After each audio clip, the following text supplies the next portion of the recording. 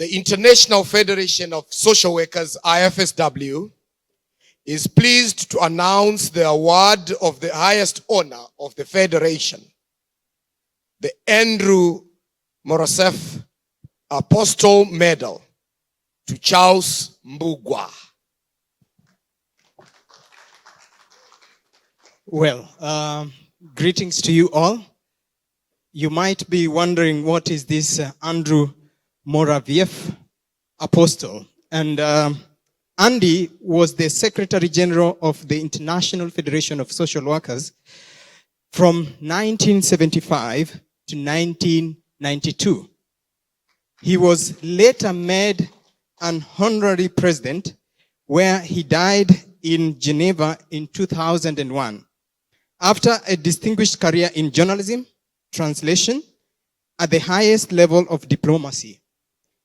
He was married to a social worker, Ellen Moraviev Apostle, who served with him as a Deputy Secretary General and then as the IFSW representative to the UN in Geneva. The medal was created in memory of Andy to recognize those who have made an outstanding contribution to social work. And one of these members is Charles Mbugwa, who is present here. So we call him upon to come and receive this award, having contributed to the development of social work in Africa, among others, of course.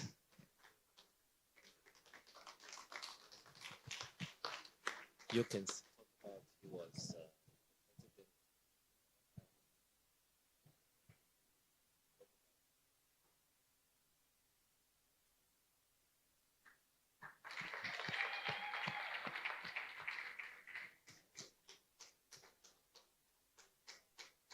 Ladies and gentlemen, the recipient of this award is Mr. Charles Mbugwa, who has been the past president of IFSW Africa. Charles Mbugwa has also served as the global vice president in his time. Ladies and gentlemen, Charles Mbugwa.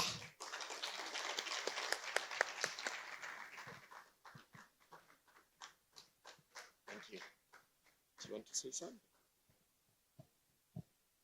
Mr. President, Global President, the President for Africa Region, the Executive, ladies and gentlemen, I'm delighted, I'm humbled to receive this award on your behalf, on behalf of Africa.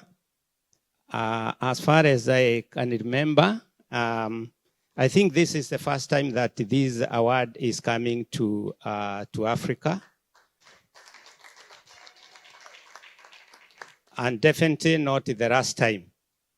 So it's all to do with you, it's all to do what you have done, colleagues, those present, our fathers and our mothers in the past, because the history of social work in Africa has been long. And for sure, we are going to continue until we catch up with other regions, so to say. And for now, I say thank you very much, Mr. President and your executive. Thank you. God bless you.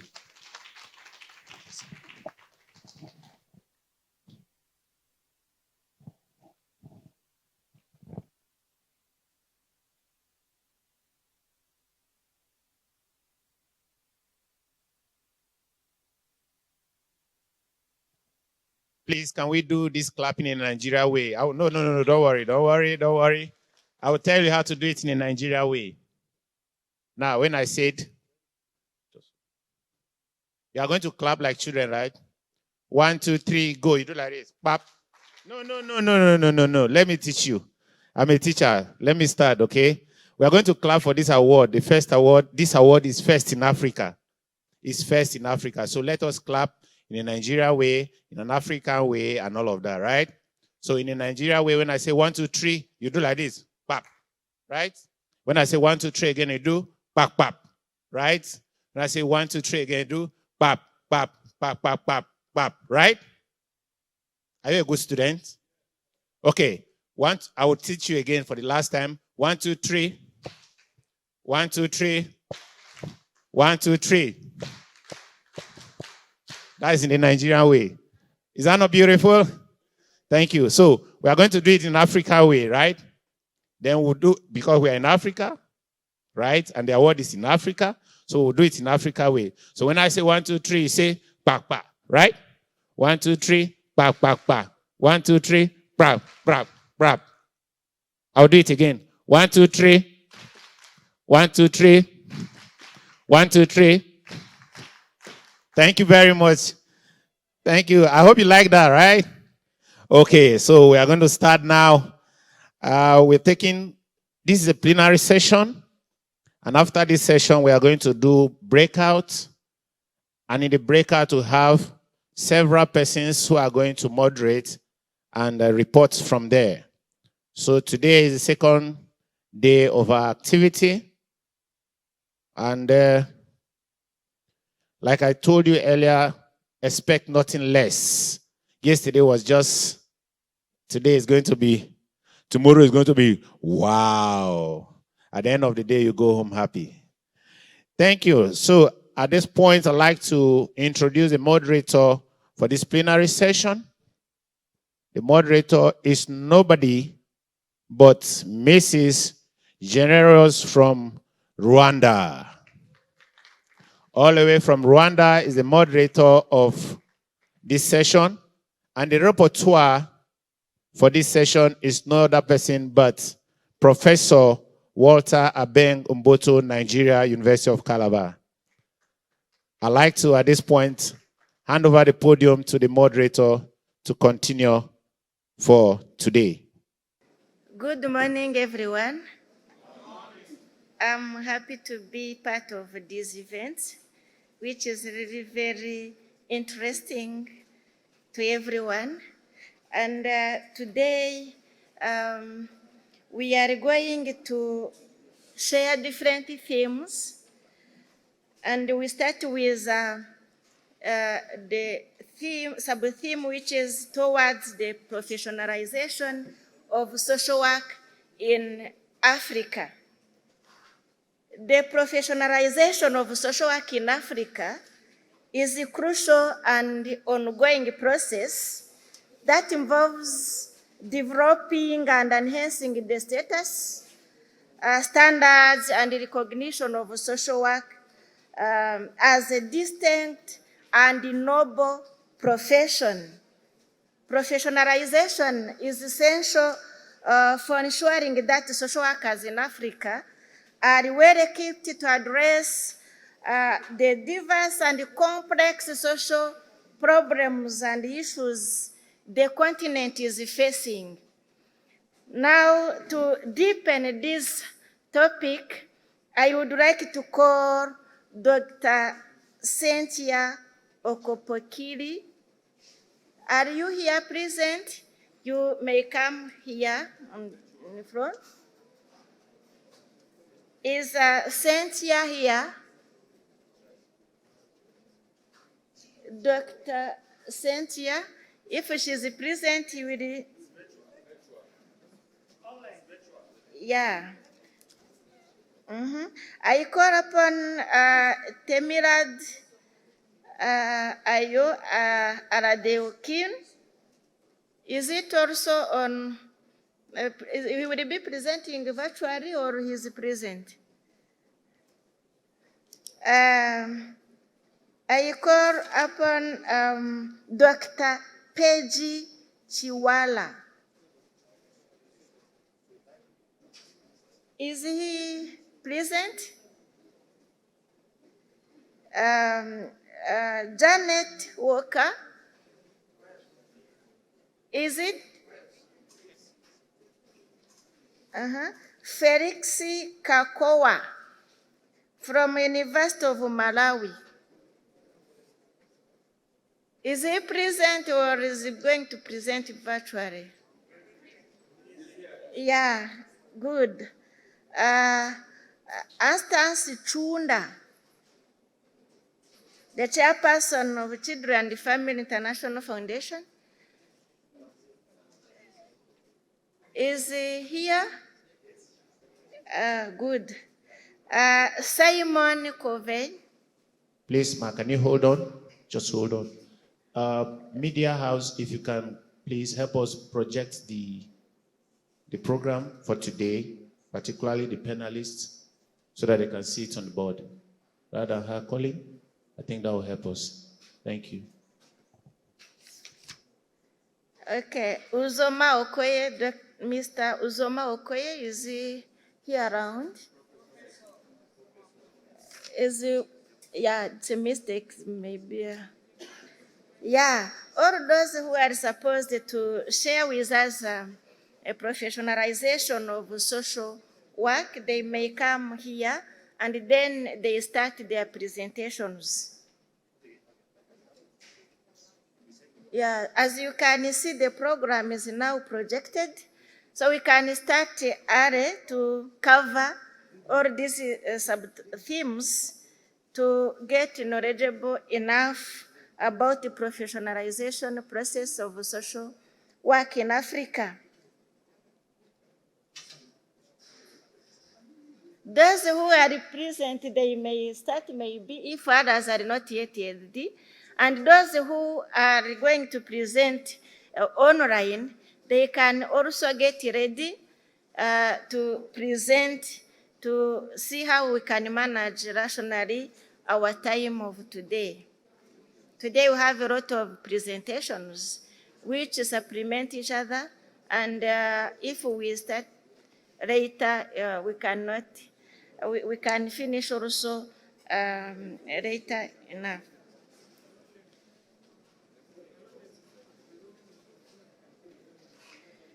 As Felix Kakowa is here present, you may come with your colleagues.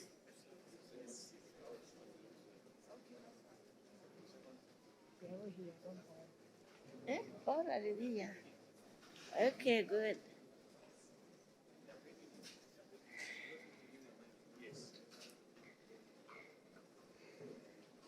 Okay. Yeah, we can start with Dr. Peggy Chiwara, is not here. Janet Walker. You are a team. Now you can start your presentation, and you are going to present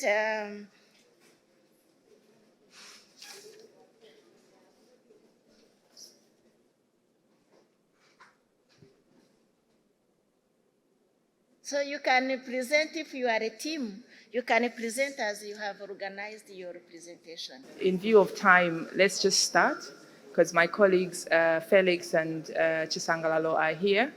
So I'll introduce ourselves and then we can start the, oh, there she is. Hi, Janet. Hi. So my name is Anstance Fometu, and I am from, I'm a chairperson of a charity called Children and Families International. And it's a charity that supports social work development in Malawi. And we've been working with our in Malawi for the last almost 15 years, working on various projects with in view of professionalization of the Malawi social services. So my colleagues and the president of the Association of Social Work in Malawi is Chisangalalo in the striped in glasses. And my former president of the association as well, but he's also an academic at the Malawi University Chancellor College, is Felix Kakoa, who is part of this study. But my charity has different volunteers, and Professor Janet Walker from Lincoln University is one of our volunteers that works with our charity. So without wasting too much time, we'll go into this presentation, which is titled Creating a Professional Identity for Social Work in Malawi, Learning for Africa. And this study, most of the words that you're going to see in here are from our colleagues and social workers in Malawi. And this is what they said, and this is what we are reporting back to this. And, you know, the emphasis on strengthening social services is really important. And I think as we grow in Africa, as we work together, I think it's really important that we continue this journey, because at the end of it all, we are protecting children, like we learned yesterday, but also elderly people, people with disability, people with mental health, and street children, people in, young people who come against, who commit crimes, etc., etc. So we've got a lot to do, but this is what Malawi is saying. So I will hand over to Janet. Do we still have Janet online? Okay. If not, I will go to the next slide. I think we've lost Janet. Okay, so a brief history of social work in Malawi. So social welfare in Malawi comes from a philanthropic background, and it goes back in the colonialization in 1891. And this is what we have in our history. And over the years, we have developed a workforce largely trained to certificate level, and we have other qualifications, but now what we have is a degree level that was really spearheaded by this gentleman here, Felix, who was one of the first heads of social work department at the University of Malawi. And in 1964, we had the Community Development Certificate, which is now being offered as a degree program. And what Malawi did was that through support from USAID and UNICEF, what they did was moved the welfare officers at certificate level and took them to university to upgrade to degree level. So most of the people who had diplomas and certificate level social work were upgraded and sent to university and sponsored for a few years, and that program still continues at the moment, so that the welfare department has people with degree level social work. So different institutions now offer social work programs in Malawi, and one of the nuances is that the core curriculum is not yet standardized, but most of there has been discussions between institutions to standardize the curriculum. Placements have been established as well, so I think they call them placements. Practicum is also something that they work on. So they have practice educators who are trained to support students. So students go to placements where supervisors there are social workers, and those social workers have been trained to support students, because not everybody can support students, and to make sure that they are doing what they need to do for their degree course. So that's really important, and that's the part where the charity that I head supports practice educators to go into, that we train them to go and support the students so that we are assured. And I think the professor there talked about quality assurance. So it's not just the university, it's also at the placements, to make sure that the support that they're getting in placement is what is required for them to practice and to become better practitioners when they qualify. So that's really, really important. And one of the key issues that we have in Malawi is that the bill is waiting to be ratified by the government. So over the last 10 years, we've been working towards the bill. And, like many of the countries that I talked to, Nigeria, when you started, before you got here, you have people go forward and they push you back, then you start again. So we are also going into 2 changes of governments, and we're still negotiating. So those kind of issues are very common, but in Malawi particularly, we are going through those issues. So that's one. So the issue, I don't know what's going on with my PowerPoint. Oh, it's come. That was that. So the next one. I've done that. So definition. Oh. I have a minute. Oh, let me finish. Okay. No, don't worry, don't worry. Okay, so.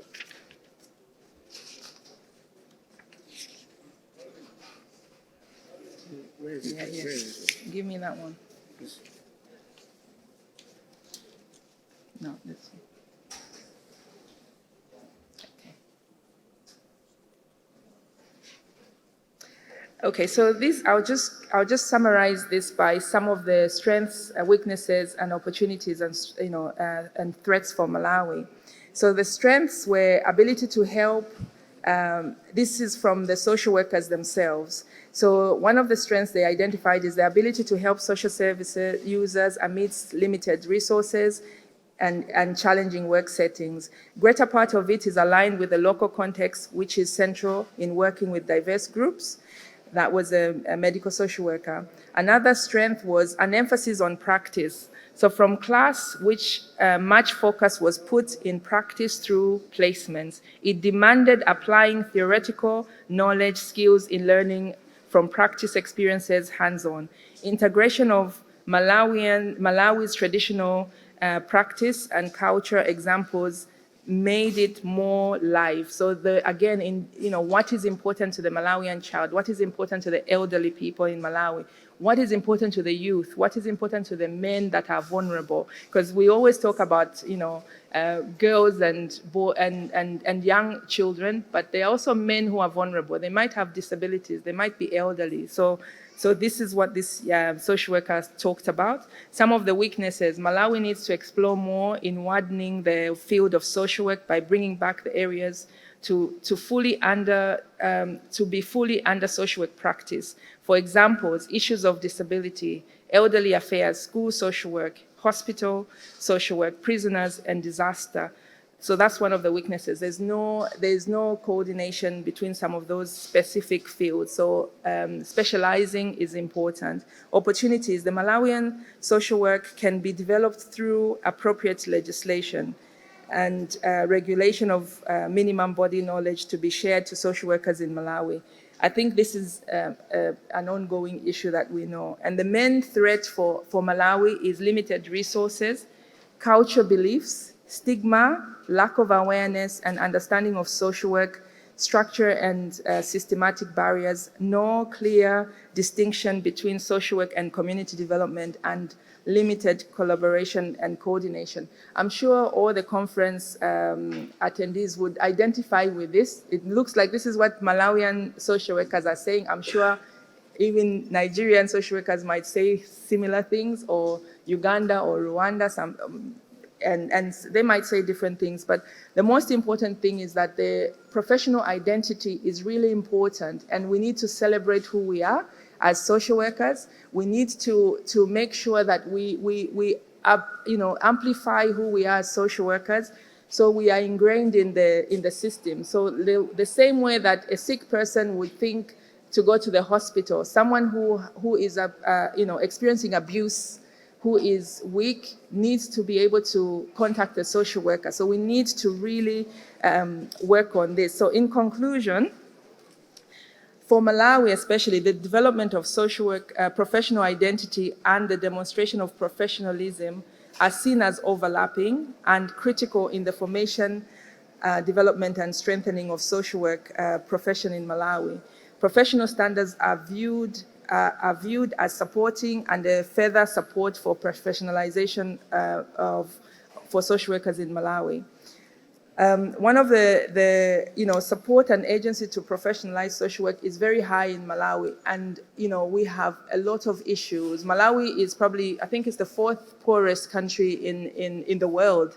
So this is really urgent for us to have professionals who will respond to issues with evidence-based practice, with things that work, not things that we think work. So that's really important. The professional social work identity must be developed as a process of shared meaning about the social work profession in Malawi to improve knowledge, practice, and identity formation and strengthen the social work voice. I can say this, that not only in Malawi, I think every country needs to really work on making sure that our identity is well established where we are and where we work. And the last point is that This must take account of the philosophical foundation and conceptual thinking to support the advancement of social work profession in Malawi with reflection for other African countries for the contours and meaning of African-centered social work, professional identity and professionalization, professionalism. The Africa-centered is really important, and I really, I give thanks to Joachim and Noel's leadership for Africa Region, pushing the Ubuntu. It's not the only issue, but it was one that we can stand up and everybody we can identify with. I'm sure in Nigeria we have other elements of that, and you can tell me, the traditional, ways of looking after children, adults, elderly. We have those things, but they're not evidenced. So we need to write about those practices, the good practice. We know the things that we need to get rid of as a community, those things that are abusive, that are harmful. And yesterday Esther spoke about what was it? Child violence. And, child violence for all of us, and there was a question I remember around discipline and the difference between child violence and discipline. I think as social workers, we know what the difference is. We know what child abuse is. So we need to define that in our African way. We're not saying beating children makes them more resilient. No, it also traumatizes children. So we need to think, what is the African-centered social work identity? We've started with Ubuntu. Nigeria will come out with something else. Ghana will say Sankofa. They have we know what we have been using all along that works in our culture. And I'll end on this, that African-centered social work comes from each one of you. You know what is right for our children, you know what is right for our elderly people, and we need to speak out. We don't want the West to tell us, they are very person-centered, and it works. It's a great way of working, but we are not. We are community. We have, we have ways in which we do. So African-centered social work might look completely different from one of the things that UNICEF said was case studies. Case studies meaning one person. You can't go and look after one child and ignore the whole family. So it has to be maybe family-centered case studies. So we need to think what is important for our African identity. And for me, I think we know the answers and we need to write about them and share about them. So thank you for that. I'm told my time is up, so.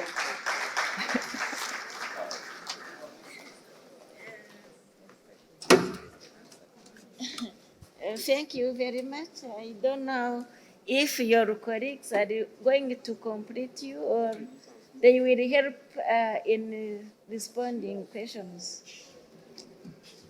Yeah. Thank you for sharing with us your experiences and the situation of social work profession in Malawi. Of course, professionalization is a process.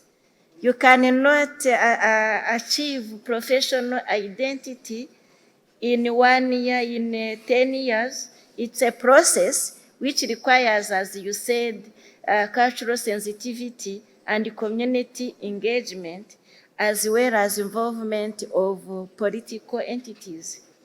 So if you have questions to ask them before we proceed with another speaker, you can raise it and then we continue.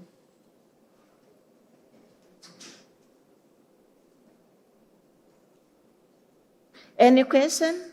Audience, those who are here present or those who are online, can you please, yes?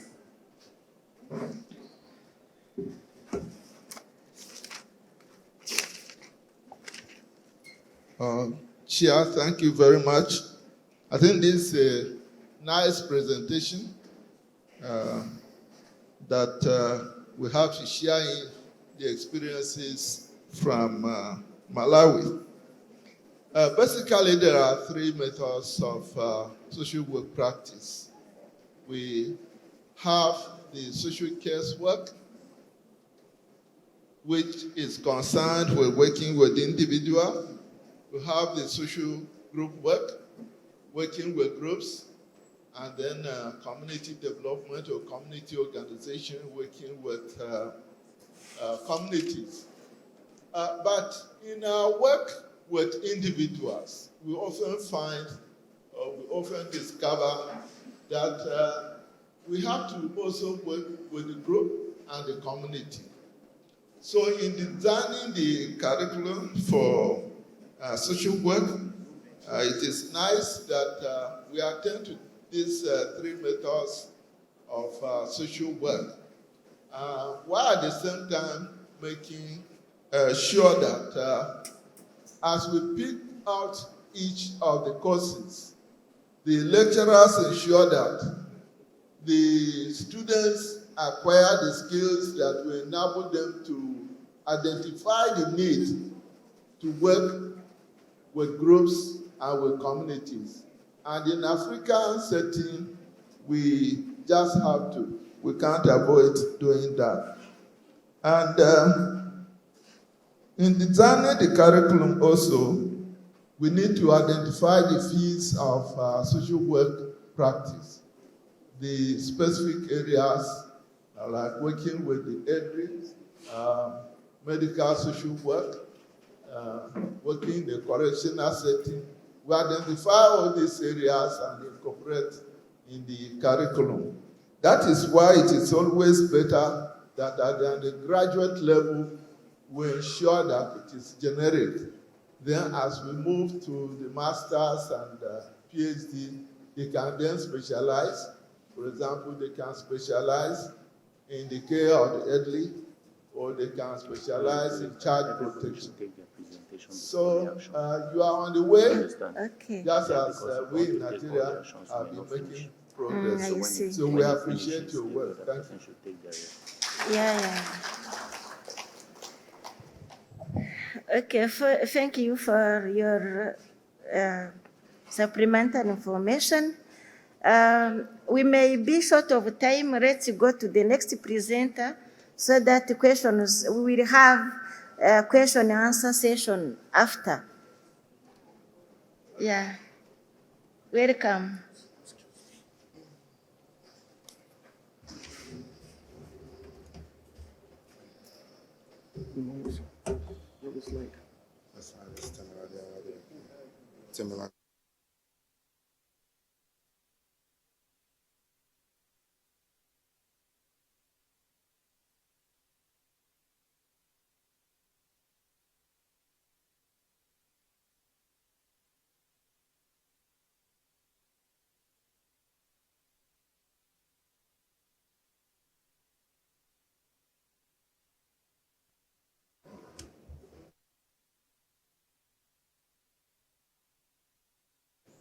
Good morning, everyone. My name is Temilade Aladeokin. I'm a son of the soil, but I am in Bowie State University in the state of Maryland, and I'm having this is my second PhD that I'm running right now in educational leadership, but I also did my master's in social work at the University of Alabama in Birmingham, and finished my coursework in the PhD studies, but I wanted to be able to go into the educational line, and I switched after I finished my course as a PhD course in the University of Alabama, and I moved to Bowie State University. It's so nice to be here. When I heard about the International Federation of Social Workers having a program in my home country, I felt the need to be here, to be able to contribute my quota to what is happening within Nigeria. And I'm so glad to be able to see the number of social workers in Nigeria and to know that as underrepresented as we are, that you will keep forging on and keep doing your piece. And for that, I want to say congratulations to every one of you. It will not be very fair of me. Every time, everywhere I go, I try to pick one unsung hero or heroine to praise. And today, The person that I'm going to be showcasing would be Professor Chinwe Rosabel Nwana. The idea is, I was privileged to meet her yesterday, and she didn't even know me from anywhere, but I have used most of our publications in talking to my students in my class, and to understand that there's somebody in the University of Lagos who's got over 17 publications, who has over 2,219 reads and over 50 citations. I do not understand how we are not leveraging people like this to be the people that will champion social work conversation in Nigeria. Congratulations, Professor Nwana. I'm here to talk to you about professionalism in social work, the need for legal and political framework. I have this old slide that I presented, and I'm going to rush through it, but then it would not be fair also if we do not talk to each other, frankly, as social workers. What happened here yesterday isn't what we should be doing as social workers. Seriously. I understand the opportunity that has been given to me to speak here, but if we do not speak about things happening within our own group, we cannot even cater and advocate for people that are out there. There should have been an orderly way for us to be able to get our tags and our bags yesterday, and we were there all acting as if we were at Oshodi when it was formerly Oshodi. It is not fair. We are social workers. We should do things better for ourselves, especially ourselves, before we can go out there and say we want to change the world. Social work emerged as a distinct profession in the late 19th century, and it was driven by social and economic upheaval caused by the Industrial Revolution. I think it's important for us to be able to do this and go back in time to what social work really is, because that's the only way we can define it. Now, this definition are brought up from everything that has happened in the UK and the US, and how all these wonderful people in the early history of social work, advocated for their own housing condition for the poor, and Jane Addams, who founded the Hull House, and a settlement house that provided social services to immigrants and the working class in Chicago at that time. Over the course of the 20th century, social work evolved into a recognized profession, and with its own educational standard, ethical code, and body of knowledge. My point is, with the social work definition that is out there, it is time for us as Nigeria to start, or as Africans now, to start adapting that definition to what it is within our own context, within our own country, within what we are.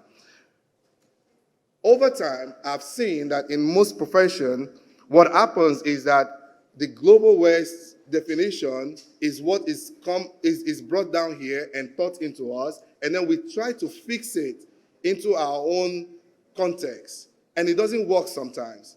It is important for us right now to start owning on this definition and kind of adapting it to what it is for us in our own country. Now, democracy and social welfare. These are two intertwined concepts, with each influencing and shaping the other. Over the time I was born in Ijesha area of Lagos State, and my parents lived in Ketu area for a long time, and I schooled at St. Gregory's College in Ikoyi. Now, all through those times, I watched how our democracy evolved in Nigeria especially, and I understood that whenever there was going to be a trouble or an upheaval or a riot, young people were are usually used because it's still an ongoing situation. And the reason I see this is they do not have any hope. These are group of young people who do not have any hope, who have nothing else to look at, and then the politicians approach them and then promise them with a sort of hope or monetary value, and then they go out and do whatever they need to do. If there are social welfare put in place and young people can access facilities, whatever it is, whether unemployment help, housing help, that will reduce the rate in which young people are perceived as troublemakers and can be used as, effective means to even strengthen democracy.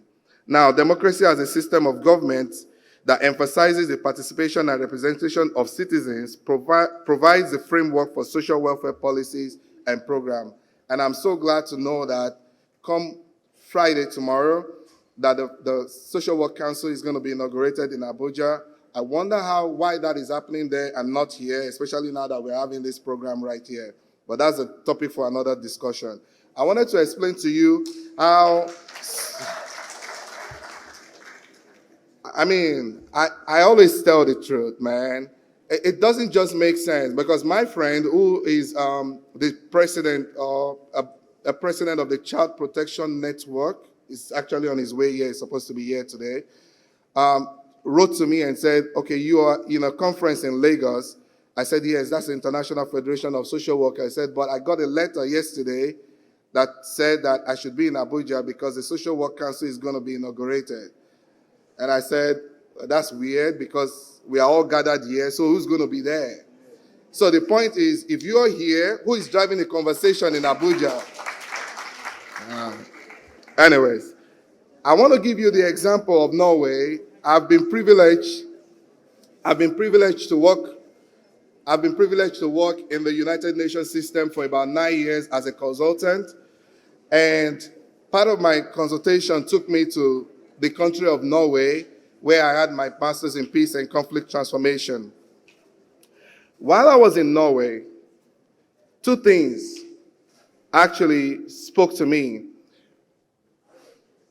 Is that time for me? Oh my goodness. I have to run through this. There was a day, I think there was a water leakage. Anyway, what happened was a person living in Street A, I'm going to use Street A and House A, started to develop stomach pain and was vomiting. Went to their doctor, their personal doctor, and the doctor noted what was going on. And then the person from Street A, House B, had the same problem. And then the person in House C, the same street, had the same problem. They went to different doctors. Different doctors attended to them. And while they were noting what was the cause of the problem, another system triggered that there could be something going on. And the social workers in Norway were called upon, or in Tromsø, in the city that I lived, were called upon to go find out and start talking to people on that street. It turned out that the water system was compromised.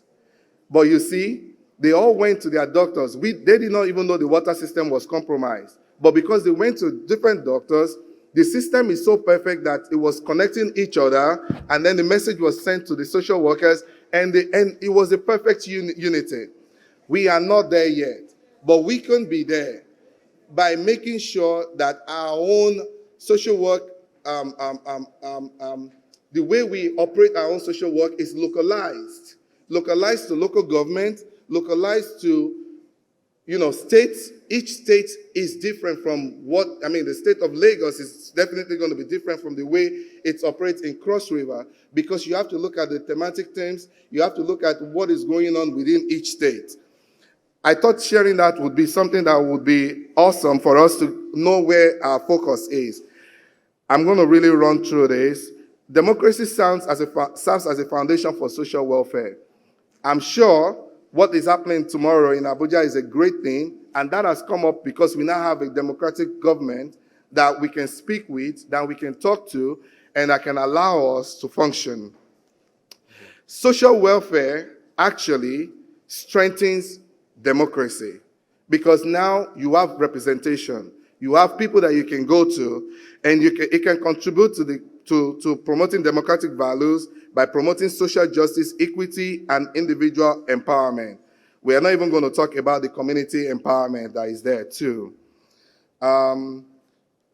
One of the main policy priority for any competent government around the world is the concern for social well-being of a country's population.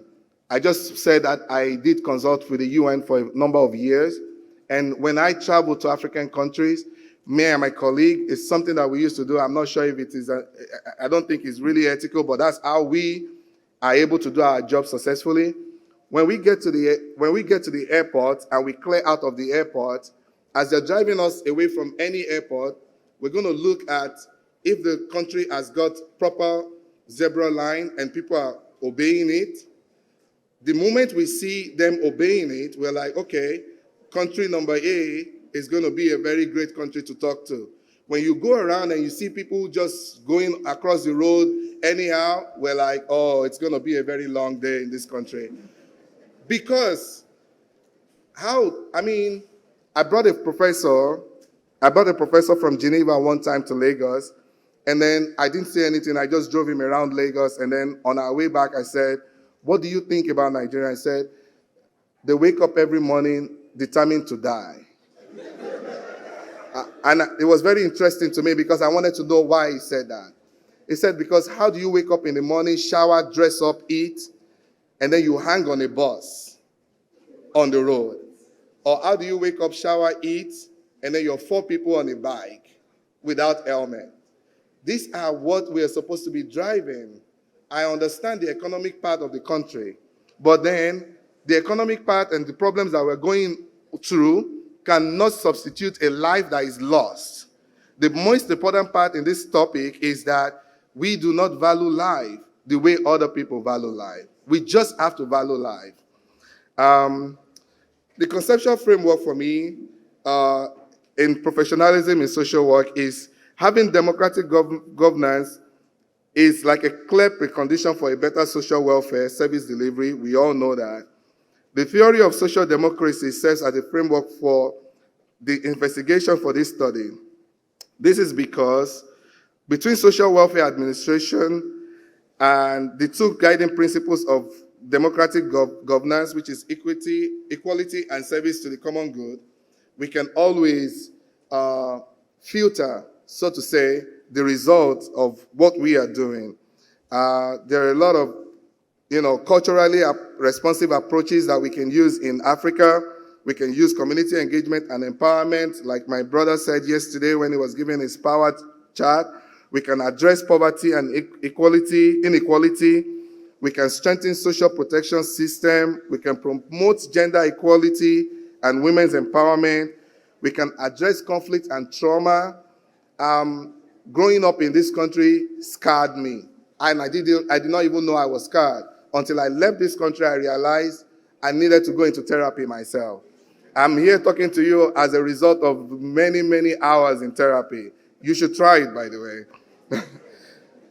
Well, I will not round up without saying that if we have the likes of Professor Wana here and Professor Fatai Badru, who started social work in UNILAG, we should be owning these guys to look for evidence-based science practice, social work practice, evidence-based practice, and we should write about that a lot. And we should make sure it is tailored and localized to Nigeria. I can't talk less about the collaboration and partnership of foreign NGOs, CBOs, and then the promotion of educational development, so to say. Well, I'm not going to say so much. I'm just going to leave it right here. I know you have a lot of questions I'll be willing to answer. And for students that are here, yesterday, when I was at the queue yesterday, I kept telling you, you need to advocate for yourself. I always advocate for myself. There is no way I'm going to go to a conference where professionals are being given souvenirs and I pay 20,000, I will get my bag. You are subsidizing for the student, not because you want the student to learn less. You want them to be equal. They're going to be professionals one day. I was a student, I'm still a student. I will always advocate for students. So if you don't get your bags today, you need to talk to the leadership to get you your bags.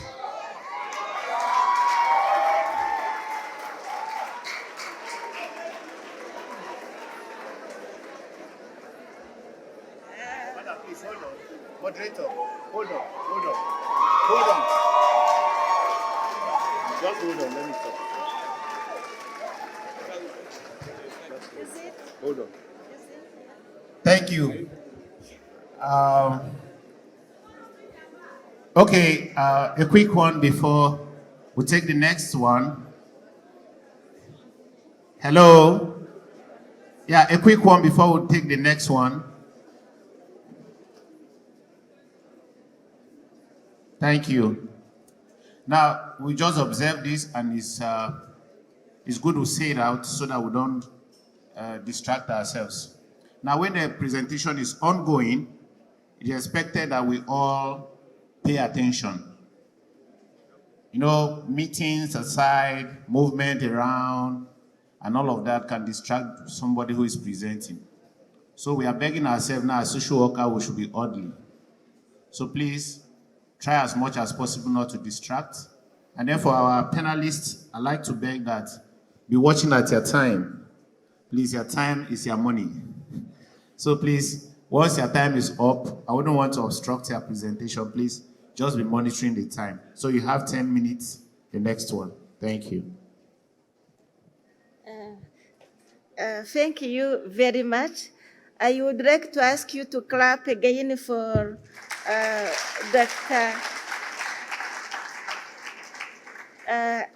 Who helped us to recognize that combination of our effort, social workers who are committed, political and legal will, and different partners, international and national partners who have such commitment of social welfare, we will really strengthen our profession. Thank you. Let's now call upon Ayo Aradewakim. Okay, yeah. Is Cynthia here or online? Dr. Cynthia, are you online?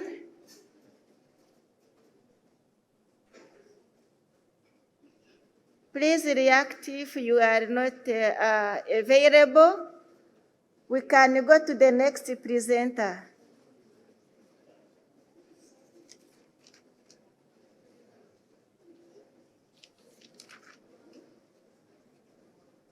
Dr. Cynthia? Yeah.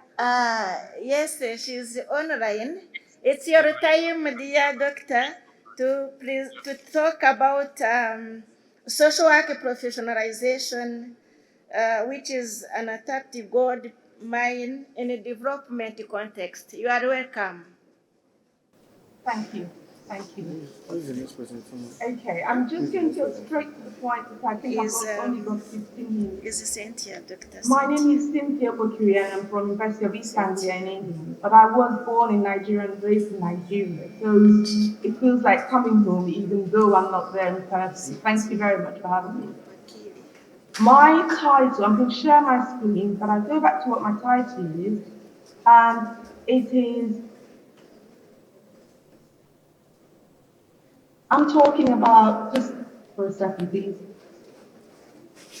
Can you see my screen?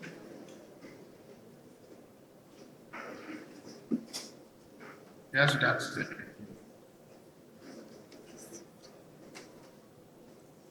Okay, so my topic is social work professionalization, and I've said that it is an untapped gold mine in developing context. I'm just going to go to some of the key things I want us to get out of the session, and it's that I want us to understand the concept of social work professionalization. Yesterday, Mr. Hugh talked about it a lot, and the last speaker just before me now also talked a lot about professionalization, but I want to go slightly differently into why I think it's an untapped gold mine.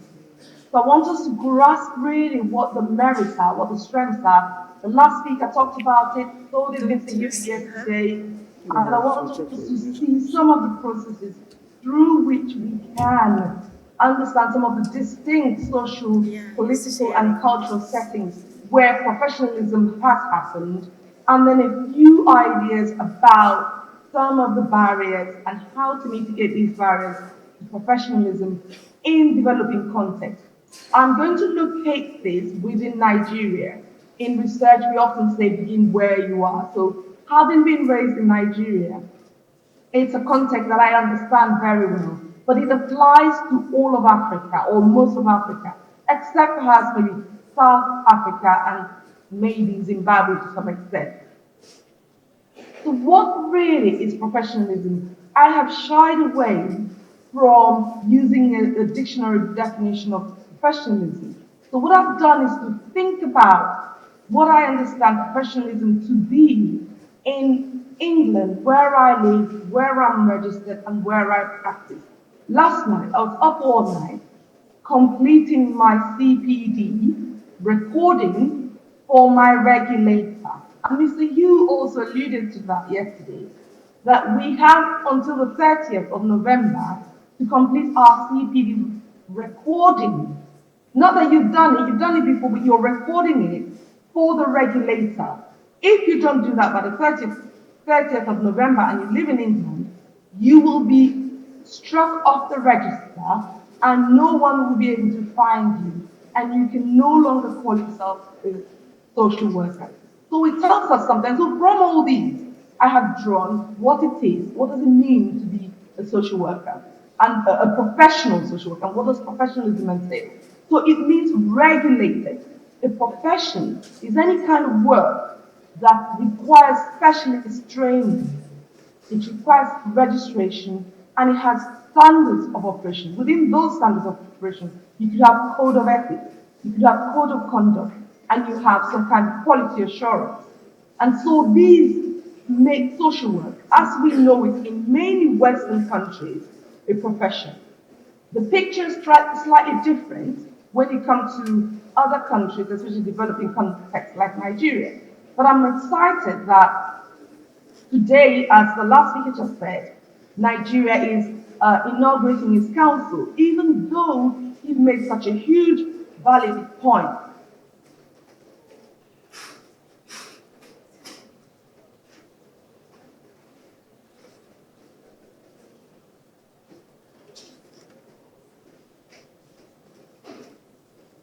Ready that there's something not quite gone right.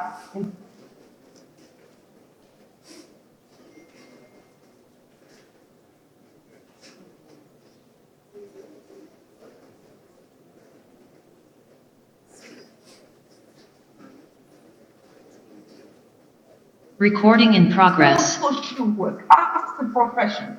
There are some professions that are not protected by the law. But social work is heavily protected by the law and should be protected by the law. Why? We work with the most vulnerable people in society. You can't afford to have someone knock on someone's door and say, I want to talk to you about the way you raise your children, that you've been abusing your children, if they are not protected by the law.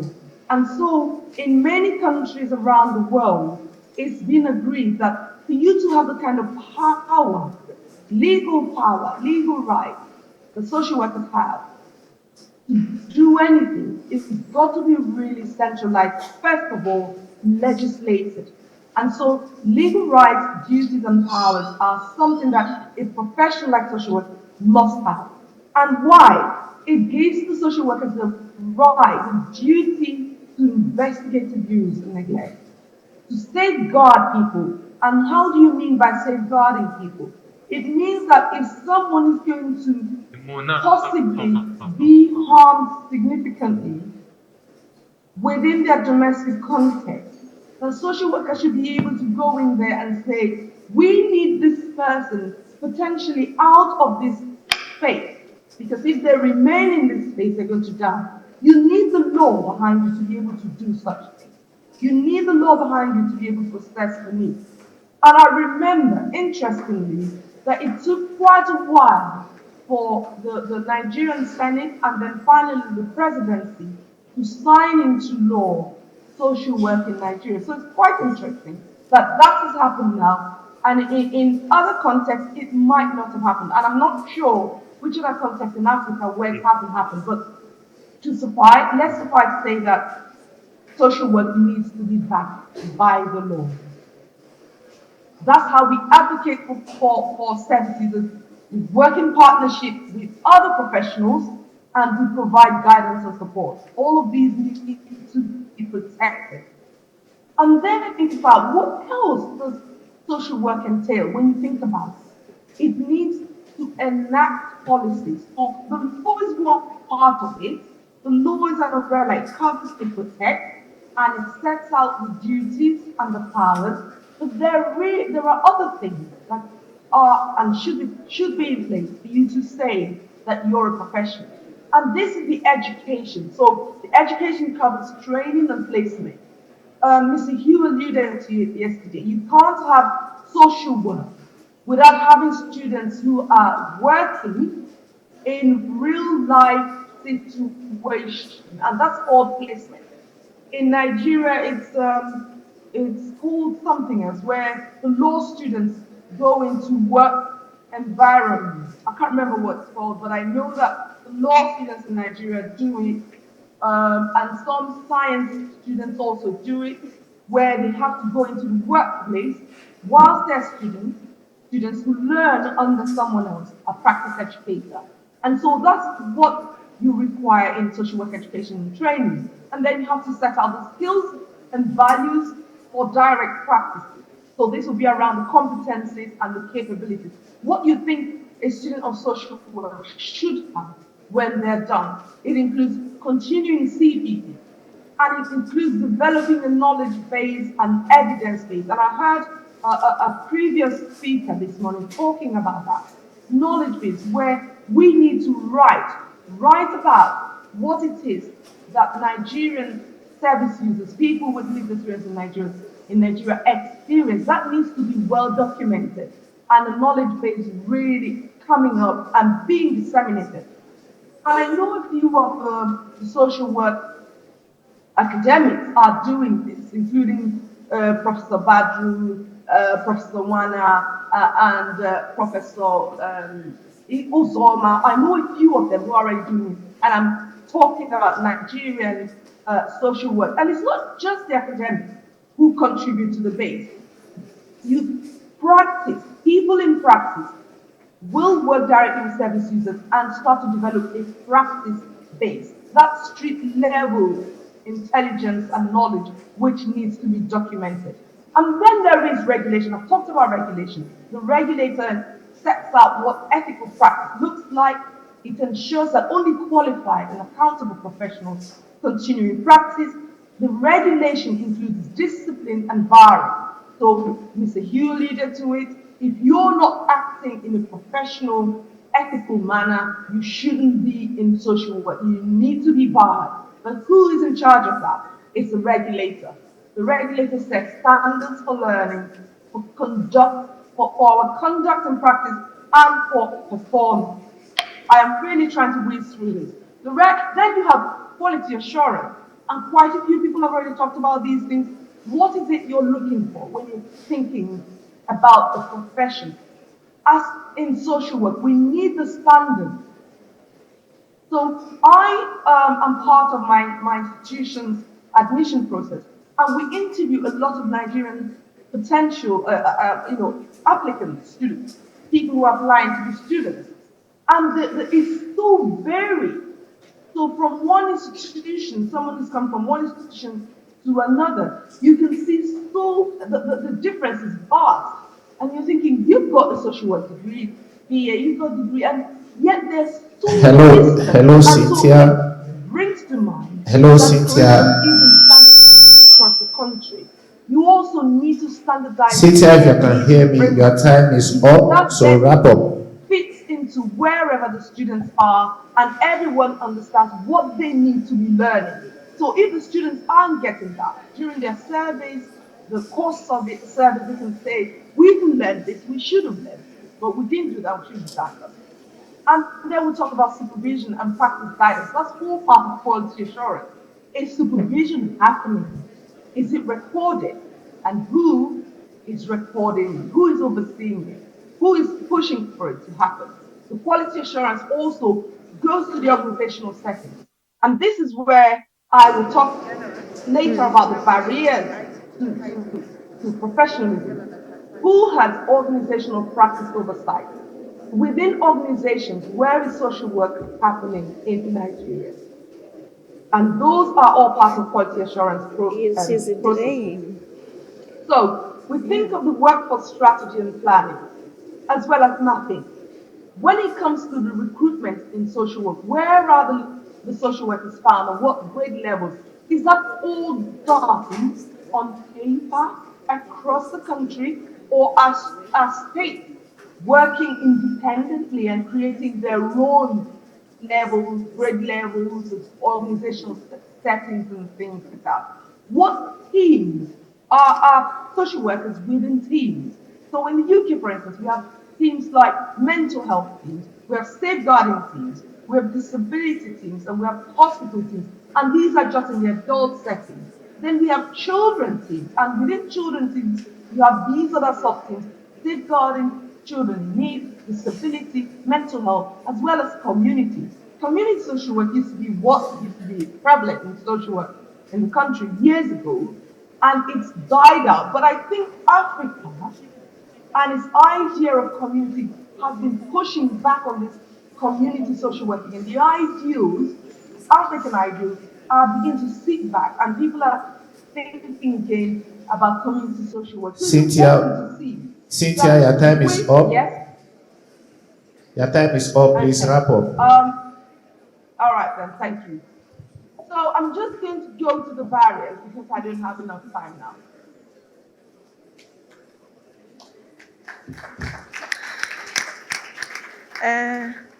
Thank you, Dr. Cynthia. Your presentation is really relevant and is reminding us that to honor our duties as social workers, we have to recognize that we have legal rights as professionals. But I am wondering how this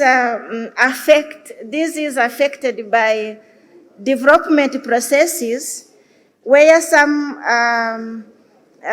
processes are not using approaches that are people-centered, but they are donor-centered. And I am wondering how we'll try really to benefit from these legal rights and combine them with development processes which not take into account the local realities. So maybe you will have time to answer this question. Let's go to the next presenter. If he's here, he can also come on stage. I mean, Peggy Chiwala. Yeah. If you hear me, Doctor, you can start the presentation. Is going to present also on the need of legal and social welfare policy frameworks, but focusing on a case study from Namibia and South Africa. Dr. Peggy? A very good morning. Yeah, welcome. You are given 10 minutes for so presentation. Much. Okay, you are cutting my time. I was asked to prepare a 15-minute presentation, but I will try my best to present within 10 minutes. Thank you so much for this opportunity. My name is Dr. Peggy Chiwara. I'm from the University of Pretoria.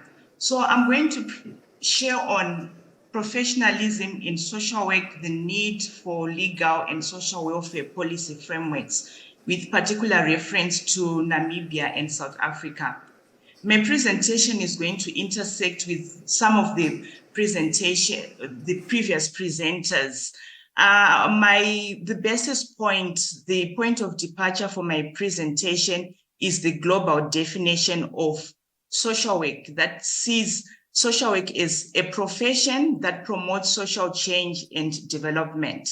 Let me try to explain to you what my understanding of a profession is. This has to do with a paid occupation that involves prolonged training and formal qualifications. In Namibia and South Africa, one has to undergo a 4-year degree training in social work that incorporates and integrates theoretical and practice components as well as research to promote and contribute to the knowledge base. So after the end of those 4 years, it is expected that a social worker or a student would have mastered the knowledge and skills related to working with individuals, families, groups, and communities across the micro and meso and macro levels. And also, they are supposed to have been acculturated to the values and ethics of social work in relation to promoting social justice, promoting the human rights, promoting the respect of the inherent worth and dignity of all people. Good. Now I want to take you back to the definition of social work. Social work's categorization as a profession entails the need for social work regulatory frameworks that govern the practice of social work.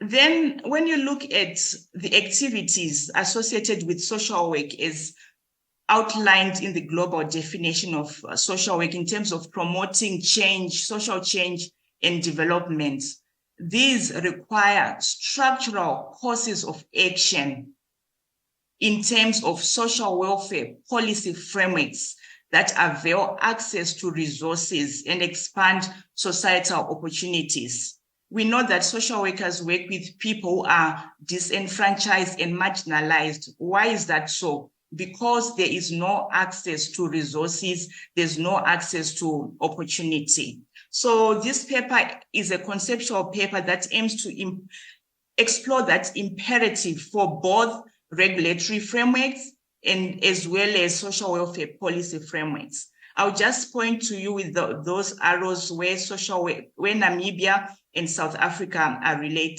located. Okay, good. So now, when we look at social work in South Africa, I think South Africa is one of the first countries in Africa to regulate the profession. And this has been the case for the past 45 years, starting in 1978, when South Africa adopted the Social Service Professions Act to regulate the social work professions and also associated professions. And in Namibia, the profession is also regulated since 2004 by the Social Work and Psychology Act. So the functions of the regulatory frameworks, first and foremost, it's important to know that regulatory frameworks are an outcome of political will. If the government of that day does not want or is not willing to regulate the profession, then regulation will not happen. And I believe that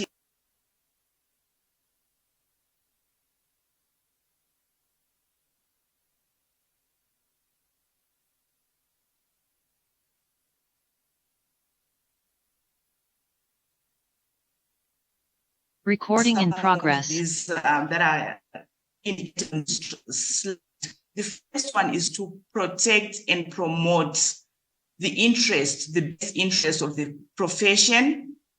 Then secondly is to maintain and enhance the status of the profession, and also to determine the standards of professional conduct. So as you can see, it's all about the profession and less about the service users.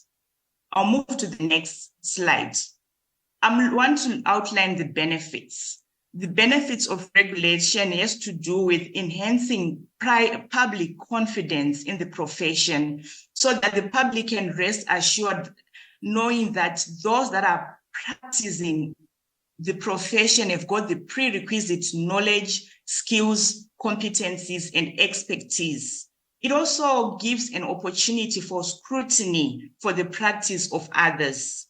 And we also know that social work is a highly contested terrain that can be appropriated by other professions. So regulation can help to protect that professional status in the face of encroachment by other professions.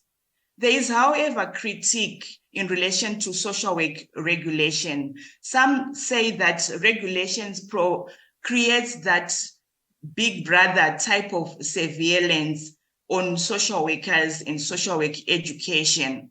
And also, the exercise of regulation is mostly a top-down thing, and regulation is not a peer exercise. It's a top-down thing that is done by councils on social workers. And also these regimes are often deemed as quite bureaucratic instead of being supportive and producing a conducive atmosphere for the development of good practice.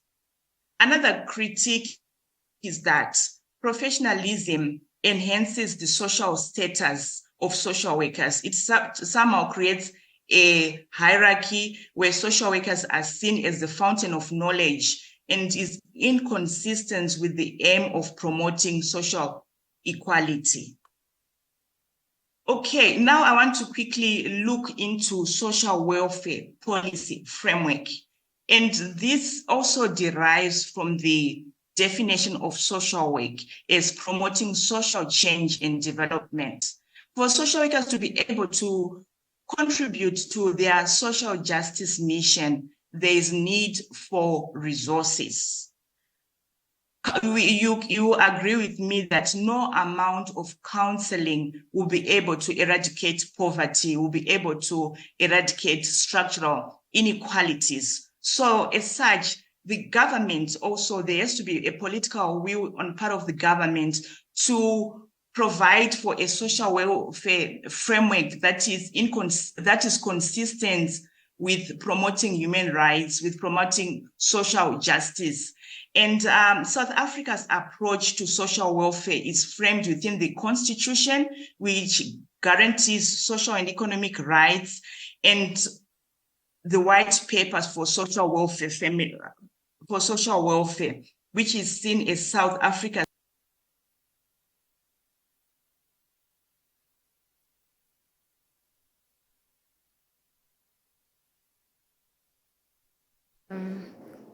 Thank you, Dr. Cynthia.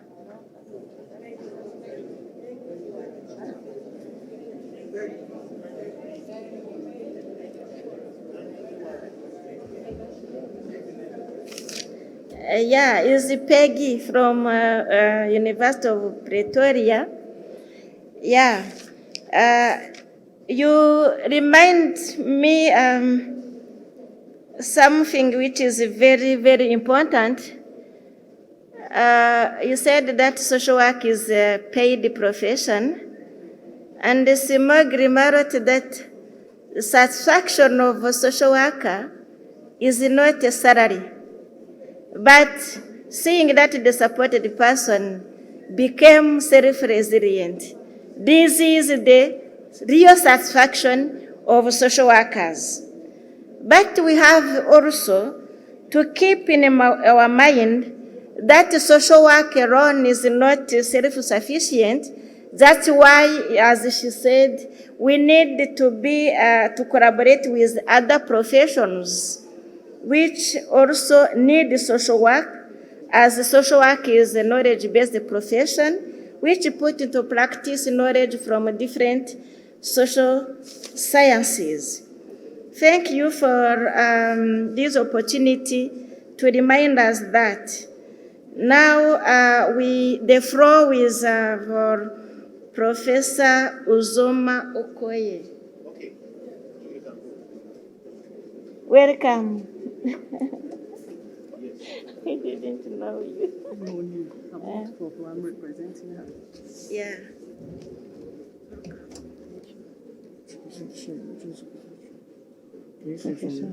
Yeah. Where is it?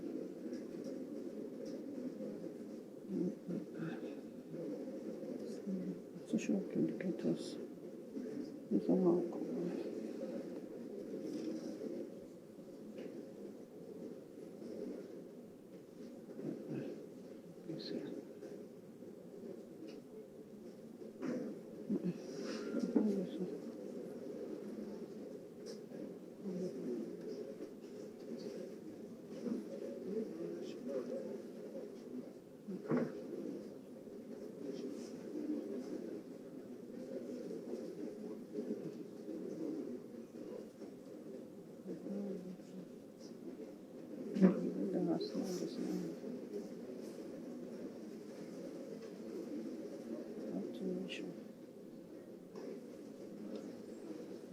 Social work indicators.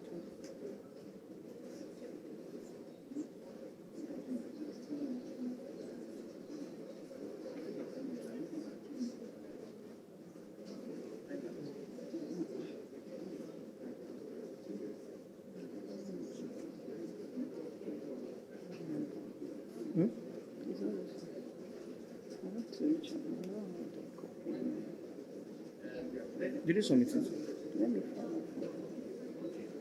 I'm not sure it's PowerPoint. No, this. Once your own comes up, no, stay. Once it comes The slide is not here.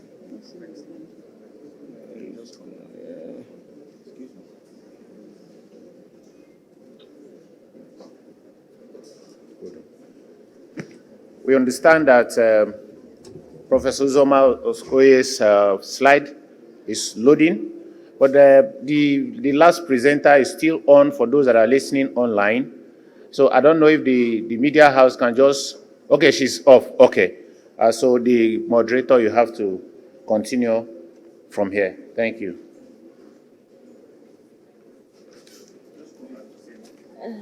Okay. After the questions. After the question, she'll present her own. Yeah. Yeah. Okay, let's continue. Now it's time to have a question answers session.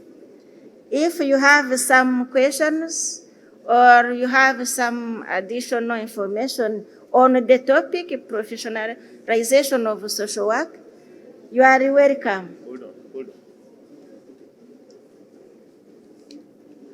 Excuse me.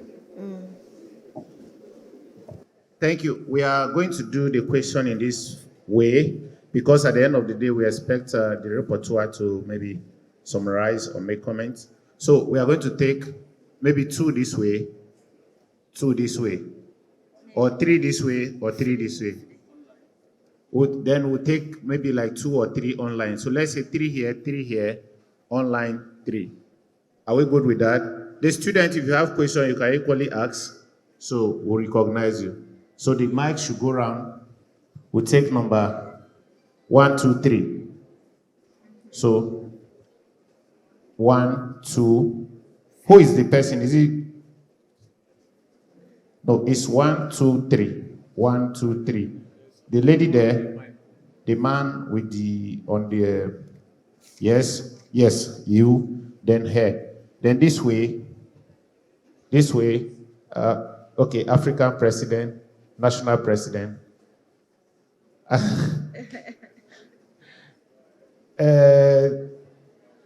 Let's take sister, let's take Reverend Sister. National president, global president, Reverend Sister. Please, mic, number 1. Then online, please, we'll take questions online. 3. Good morning, everyone. I'm Margaret Mwale from Malawi. My question, I don't know if it really speaks to the speakers just themselves, but I also want to push it further up to the IFSW and also the IFSW Africa at regional and all the way to the international level. I see us talking as countries in terms of regulation and professionalization of social work. But I don't see us coming up as a region, as the leadership in the region or the IFSW at a global level. How are we supporting, pushing these agendas of regulation? How are we engaging the governments? Because individually in different countries, we are struggling to push our governments. But are we pushing these agendas even to the UN level to try to push this so that it's something that pushes forward into our different countries? Because they have a more higher voice than individual people within the countries. Thank you.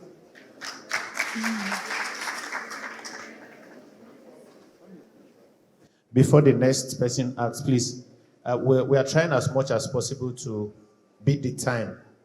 Okay, so if you are asking a question, please go straight to the question so that we don't take time. So we'll take all the questions, and anybody you're addressing the question to, a particular presenter, you mention the presenter's name. If it's the one online, you mention the person's name so that they can take the question that is allocated to them.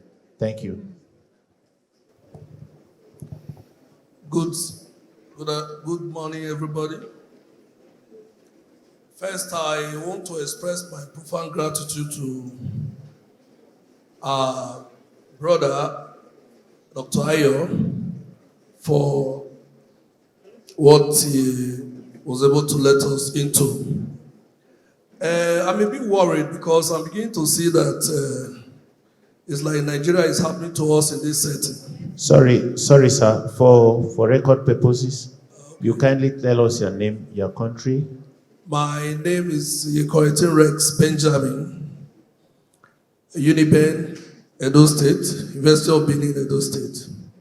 Now, like I said it's like Nigeria is happening to us because if not for what he exposed, we didn't know that Social Work Council is about to be inaugurated. And the question is, who are those to inaugurate the Social Work Council? And the Social Work President is here.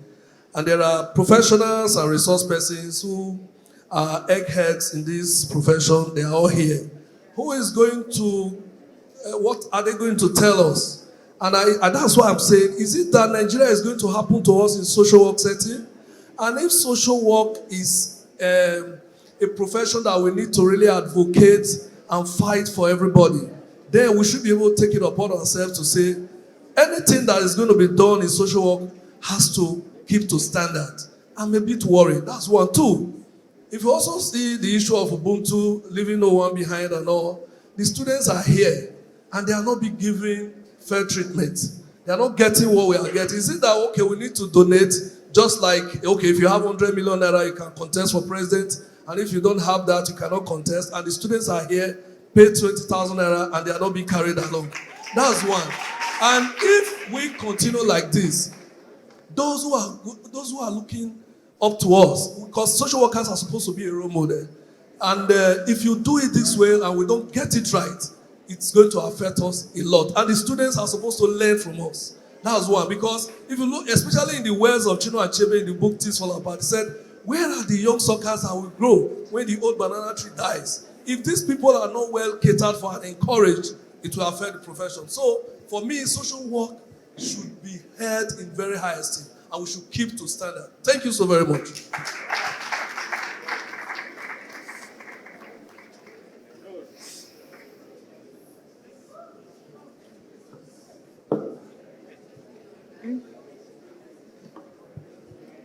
Give her microphone, please.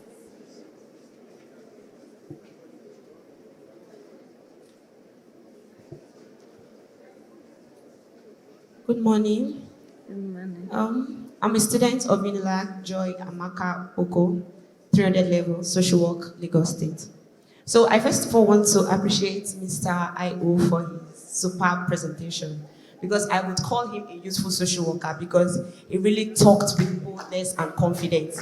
And he also talked about our lecturers. And honestly, I am beginning to value my lecturers the more, because I never knew that Dr. Uwana had that much articles and views. So, yeah, professor. So I'm also very, very happy that he did that. I'm very thankful. Now, I'm also going to thank him also for making reference to the student, because I sneaked in here actually because we're not allowed to be here. but I want to network. I want to see other people and actually have face-to-face conversation with people that are already social workers. So those are not. So my question is this: you spoke about that social workers are people-centered, and they are therefore democratic leadership is naturally familiar with it. Now my question is: in governmental systems whereby there is no democracy that is being derived, can social workers not practice in that kind of setting? That's my question. Thank you.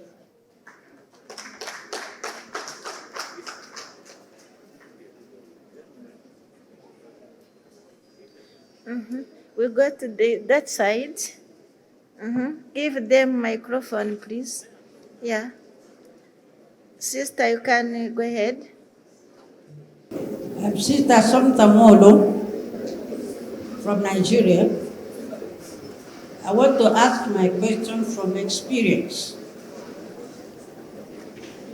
I'm the founder and director of Catholic Counseling and Education Center, Benin City.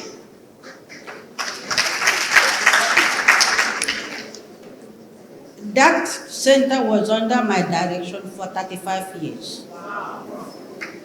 That was from 1986 to 2021 when I retired. From my experience, I'm asking for the profession. There is professional competition, cutthroat competition between the professionals. We don't support one another.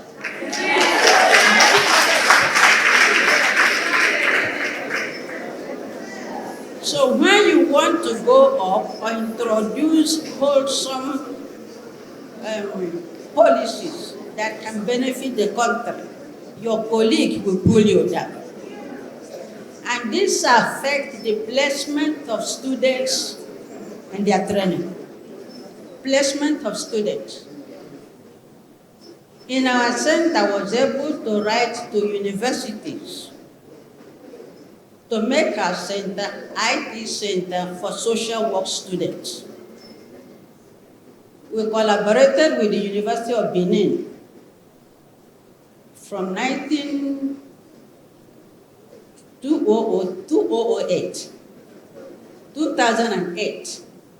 to 2021 when I left. They were sending the candidates for training, field work, which worked perfectly well. But there are some institutions, before they place the students, because the professionals don't like what you're doing, or they want to pull you down, they will place the students in non-professional settings, or where they have people who can benefit their pocket. I'm an example to what I'm telling you. They will even refuse to send the student to your center. The students have already registered, that's where I want to do my IT. And then they will not send them. The students will tell you that. So I said, what I'm asking is, what are we going to do as a profession? If we want to go forward, this has to be tackled. This cutthroat competition. Thank you.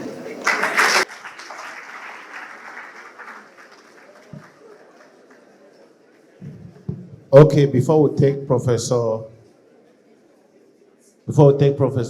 Chinwe's questions, I'd like to say, for all of you that asked questions, I'm sure the panelists were directed to, the questions were directed to each panelist.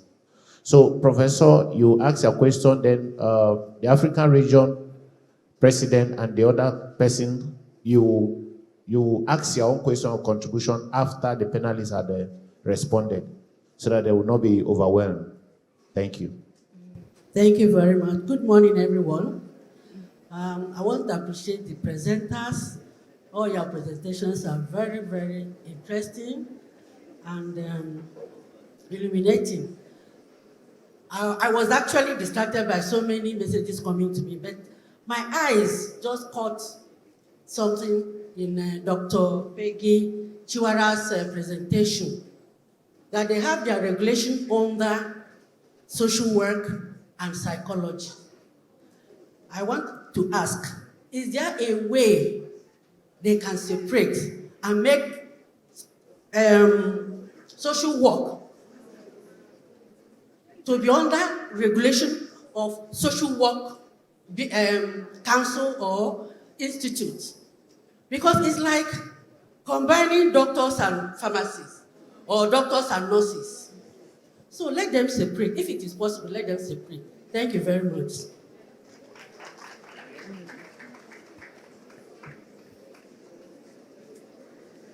So,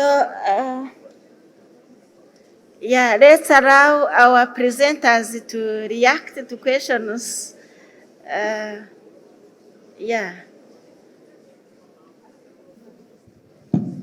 Well, thank you so much, everyone, for asking those questions and your contribution, sir.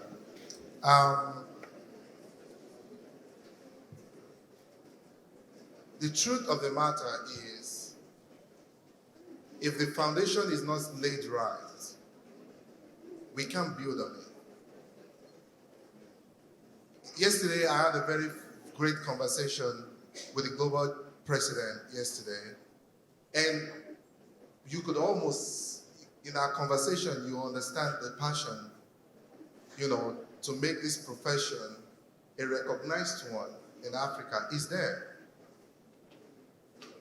I had also asked him yesterday what our collaboration or our representation in the United Nations, what that is. Sometimes when we have deliberation at the General Assembly, sometimes you could see negotiations going on the way between countries, between institutions. And you are right by saying that we have to drive the conversation of making social work a profession from both ends, ground up, top down. We need to let our leaders, if they don't know, they don't know.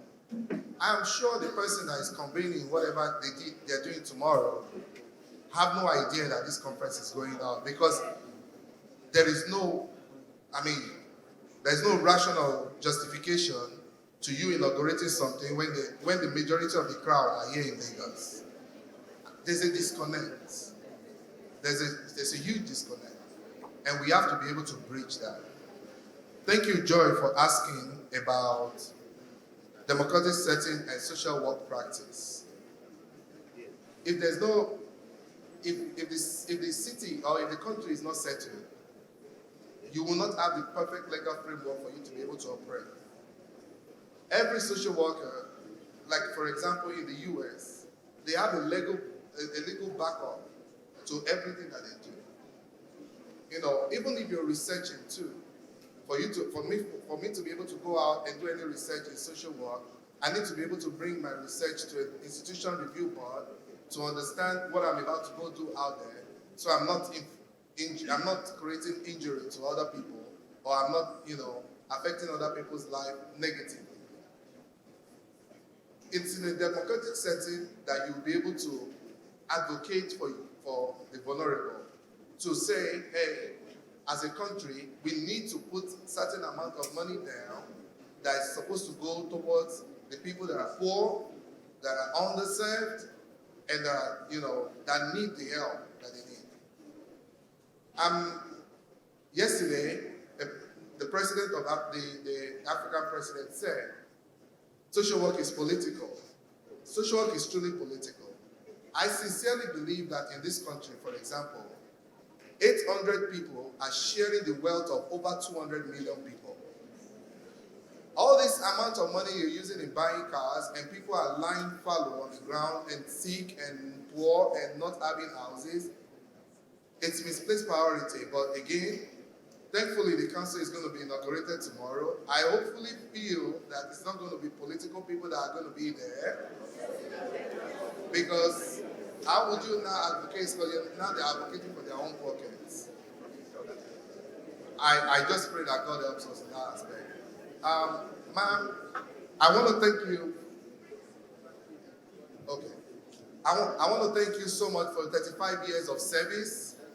In a good country, you should be celebrated every time. And I understand. In fulfillment of my master's in social work, I had to do 1,000 hours of field work. It wasn't just field work of saying, it's field work with logging. Like I have to log everything I do every day. What I did directly, what I did in institution, and I did mine working in a Section 8 housing in the United States. For Section 8 housing is housing given to people that need housing, basically, in the United States. And I worked in that setting. My other 500 hours was used working with people with intellectual development. Now, you cannot overrule or you cannot take away the importance of field work for a student that is going into social work. This is how you measure how competent they are. This is how you know if the ethics of social work, if they are abiding by it and actually displaying that in their field work, and then they are under the supervision of someone that is ready to train them. I want to thank you for your service. I understand the cutthroat professionalism angle. I hope that, by us coming together and having more of this forum, that we are able to see each other as equals, students and professionals alike, and that we're able to understand that we are all here for the same goal, making sure that we uphold the ethics of social work in the country. Thank you. I just want to comment on the issue of working in a democratic environment. As social workers, we should work wherever we are needed, whether it is democratic or not. Why? Because suffering is everywhere. And you and I can see it, and we have the skills to respond to it. On the plane, when you're on the plane and someone is sick, what do you hear the pilot say? Is there a doctor here? They don't care which country that person is, but the one who's a doctor will say, yes, I am. So when you see abuse, whether it's in a war environment, whether there are dictators around, you are there to respond. Is there a social worker where there is human rights violations? Social workers, you need to always be there. So if you see human rights violations, if you see children being abused, if you see elderly being abused, it doesn't matter whether it's democratic or not. It is in our culture to look after people who are vulnerable. You don't need government to tell you to do the right thing. You are a social worker, and ethically, that's why I loved it when Joachim was sharing that in the Philippines, you actually swear to be a social worker. So you have to understand that this profession is not there for people who want to oil their pockets or line their pockets. This is about humanity. And I love it that in Nigeria, you sit under the Ministry of Human Affairs, correct? Human affairs means you and me, our daily life. So we need to protect children, whether it's democratic or not, whether the government is supporting you or not. That's why you have been going without the legal framework, because you knew it was the right thing to do. So all of us, we need to keep doing the right thing. And I loved Margaret's question that what is IFSW supporting us? Can they put the volume up? I think that's what we are asking. So we'll hear from the global president. How can IFSW support our issues that we are going through here? We just want someone to say, yes, we are listening, we see you, and we'll call you. And to be honest, I think we know that Africa is very up, coming down. We've been working underground and nobody's listening. So we need to get some people up there to support us. I said the same to Esther yesterday, who was speaking from, that's Esther there, the lady in white. I said to her, we need the support of UNICEF. Why? Because government listens to UNICEF. You heard Ibrahim telling us all the technical, big English, you heard him answering it. That is, we know that government only listens to them. They won't listen to us social workers without titles. They like talking to people, IFSW, UNICEF, UNFP. So we need to get those partners behind us so that we know we're doing the right thing and we need the support. So whether it's democratic or not, you do the right thing. That's your ethical resolve that we will do the right thing regardless the environment we're working under.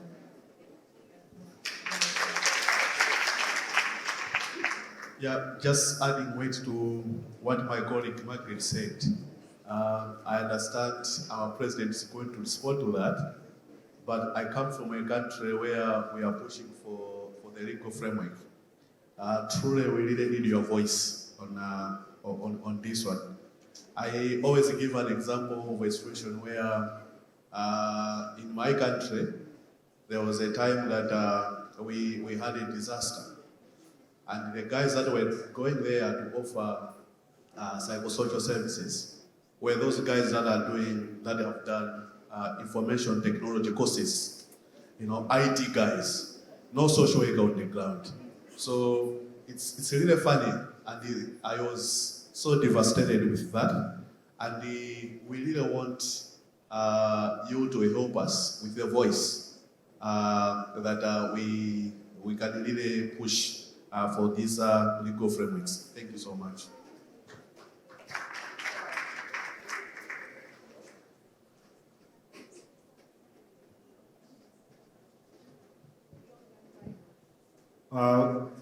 Okay, thank you. From our presentation, I think we did not receive any questions, so I just want to echo what Sister there said about placements.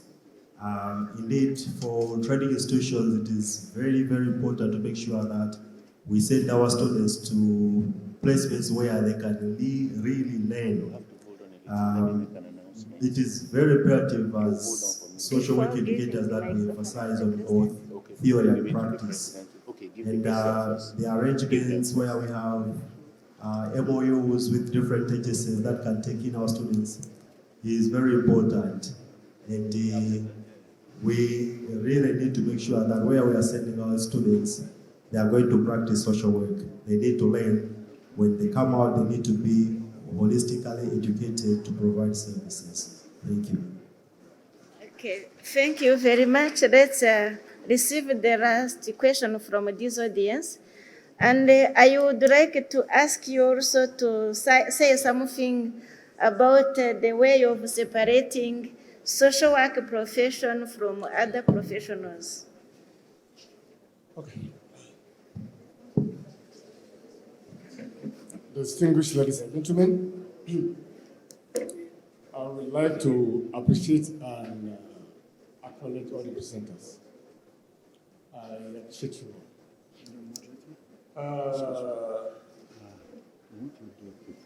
To speak on what Mr. Ayman said, the presenter, I have to appreciate him. To give a 2-minute concluding statement because she was saying this is not a period for blame game.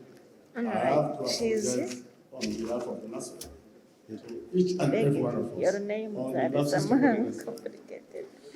I want to say categorically, having said it's not a period for blame game, that the registration of this conference was contracted out to an manager. Because the manager was overwhelmed, that is why some of our officers came in to assist.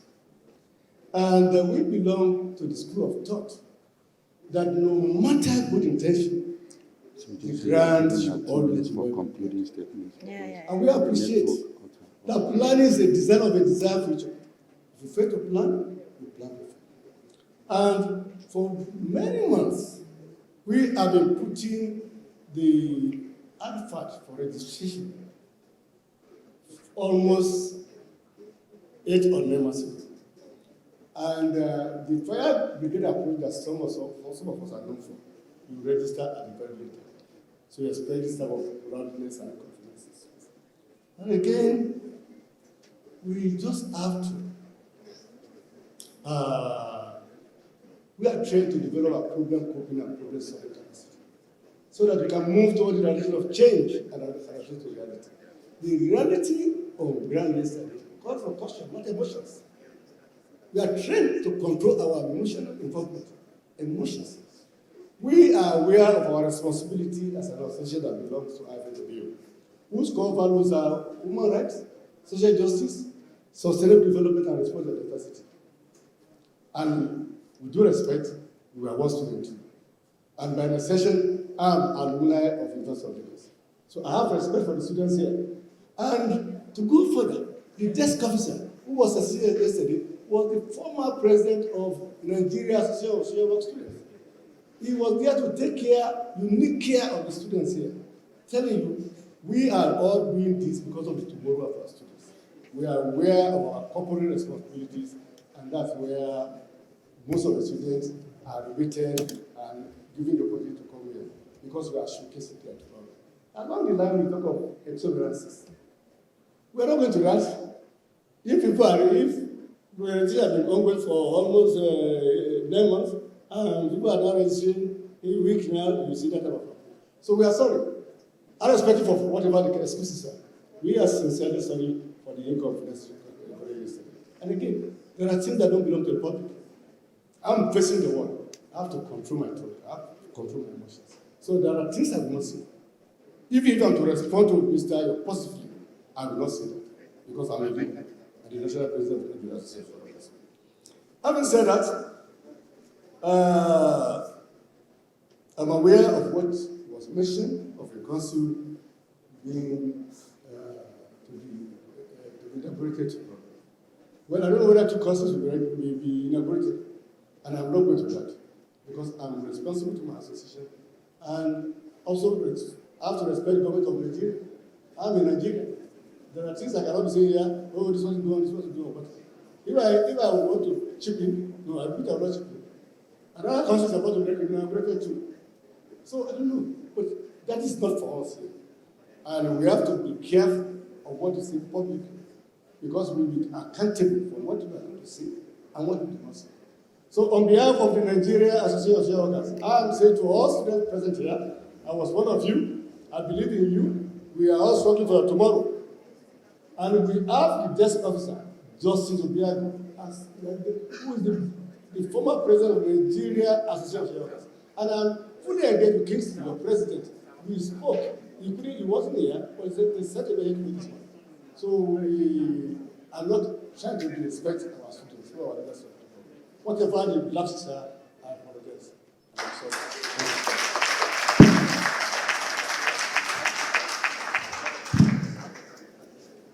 Thank you, Mr. President. I will address the question and comment regards what IFSW is doing, should be doing, and could be doing in regulation and professionalization of social work globally and on the continent. The President will also assist me. IFSW is a collection or a congruent of its members in member countries. So the push for regulation has to be done by the association. Because if we push government to regulate social workers, we are pushing politicians to regulate you with their intention. It has to be self-regulation, where social workers lead the agenda of regulation.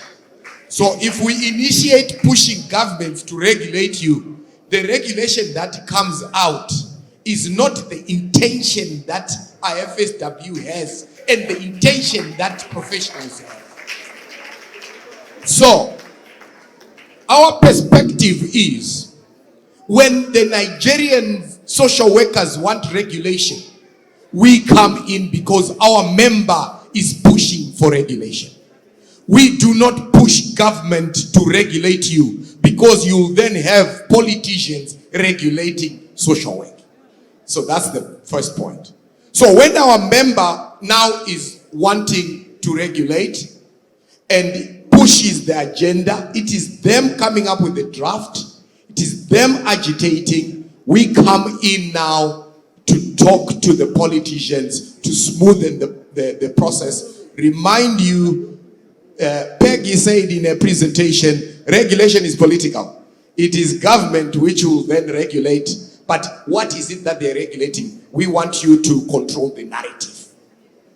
So that's number one. Then where you do that, we have been in Malawi, where we then come in now to support, come in to meet the important stakeholders to push that agenda.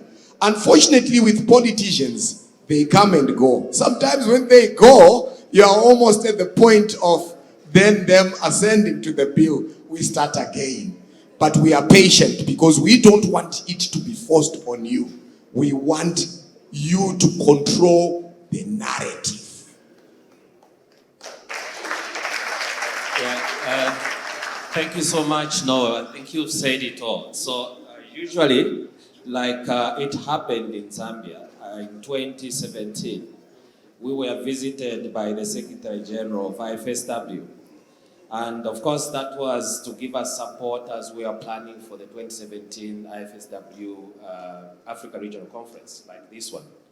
And what we did as a national association, we took advantage of the visit by the Secretary General to make appointments with critical people, within the country, the government officials, the ministers, UNICEF, the European Union, and USAID.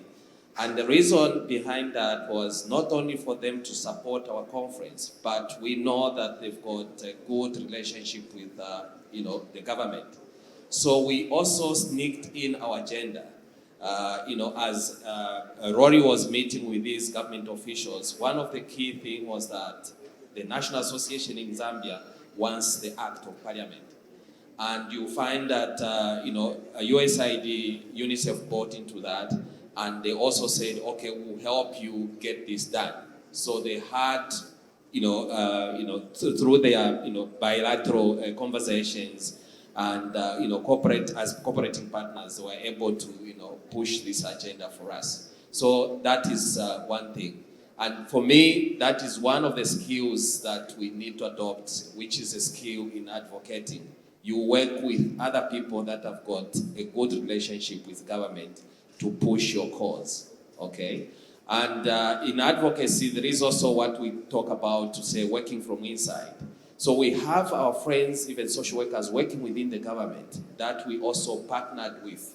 I think one of such is seated here behind there. She's a social worker. She works with government. And usually in government, when you are pushing your agenda, they use files. I don't know whether that's what happens here. Hard copies. A file moves from one office to another, and it can even miraculously disappear. But those, our people within the system, are the ones that would call. Check for this file. Check where it is sitting. If it is been put under the shelf, please push, and it should go to the next office. That is called working from inside. So we need also to develop such, things that can help us. And so, as Noah said, as a federation, we are moved by our member in terms of what our member wants, and we are able to engage at that level because jurisdictions are different, and even the way of doing things are different. So the president is saying IFSW is available. He wants you to call him when you want him to push things. He doesn't want to push things for you. So Nigeria, invite IFSW. Countries here, invite IFSW. Will come. We want you to control the narrative.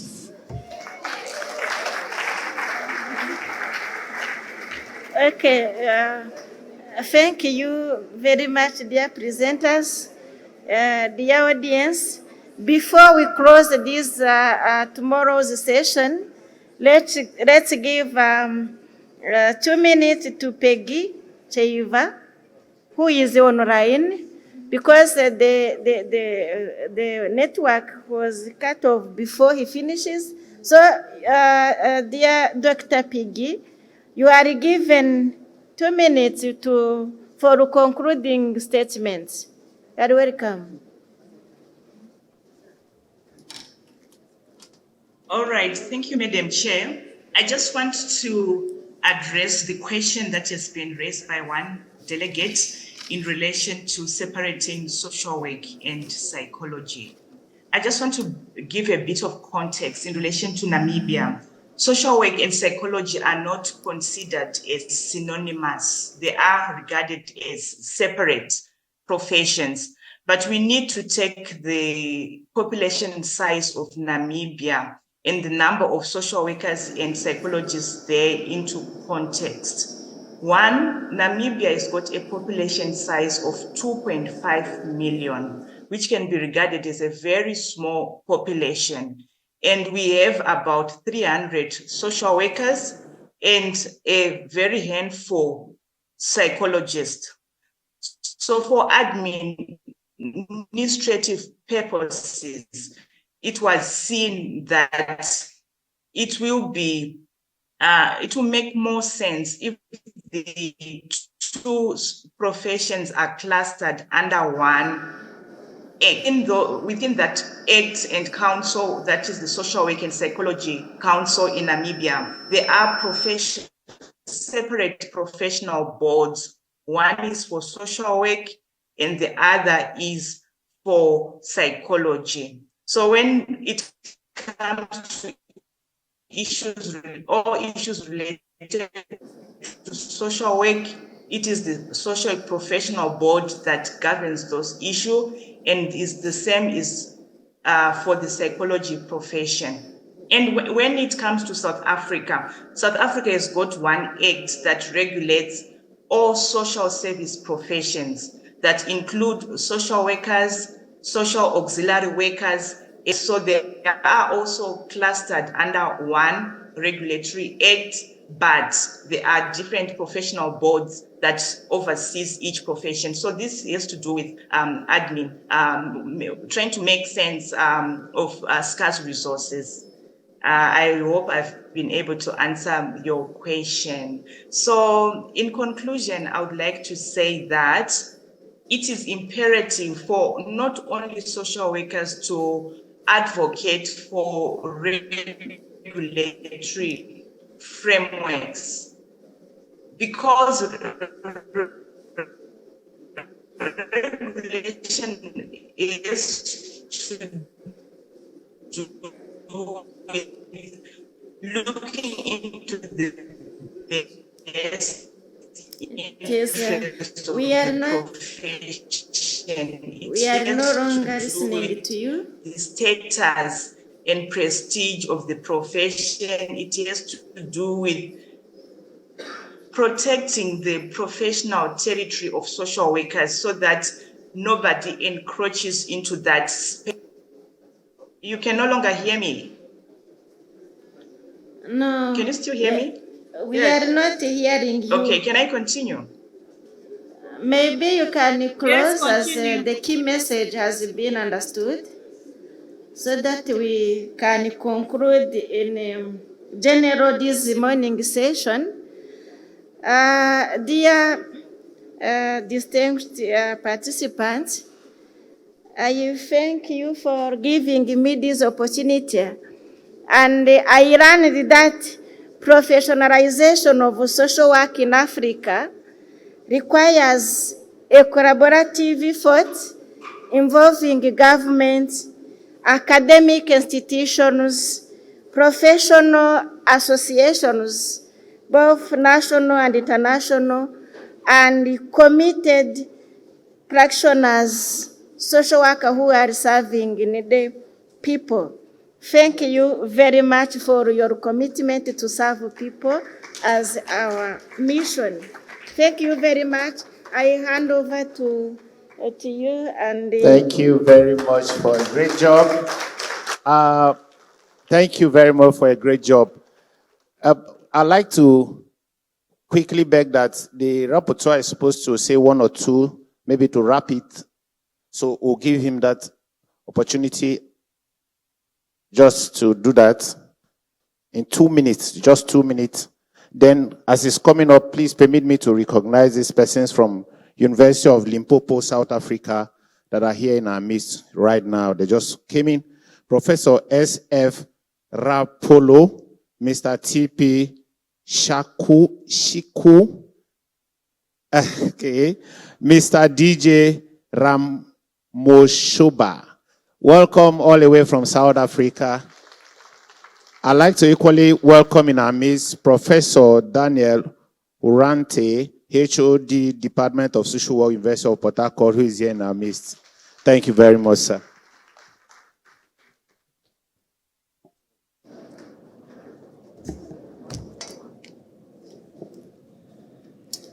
Good morning, ladies and gentlemen. My name is Professor Walter Mbutu.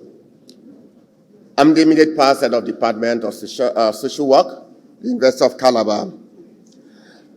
My work is easy. We've listened, all of us, to the panelists.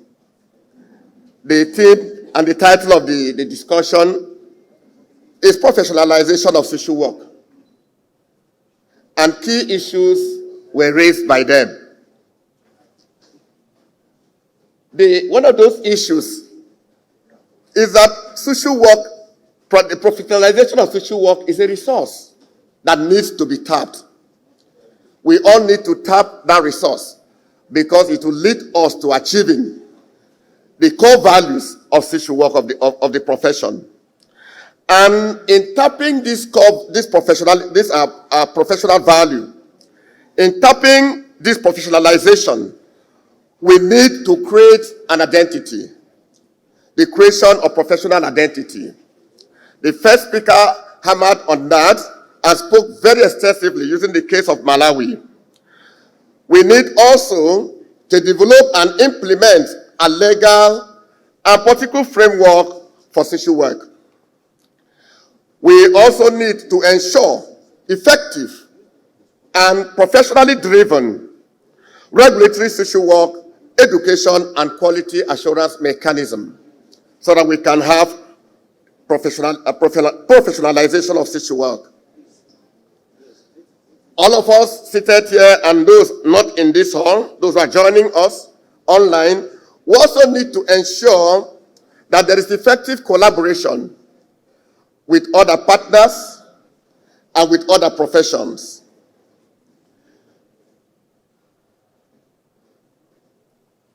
We need to make conscious effort to develop an effective social workforce, as well as institute a social worker cadre in the workforce.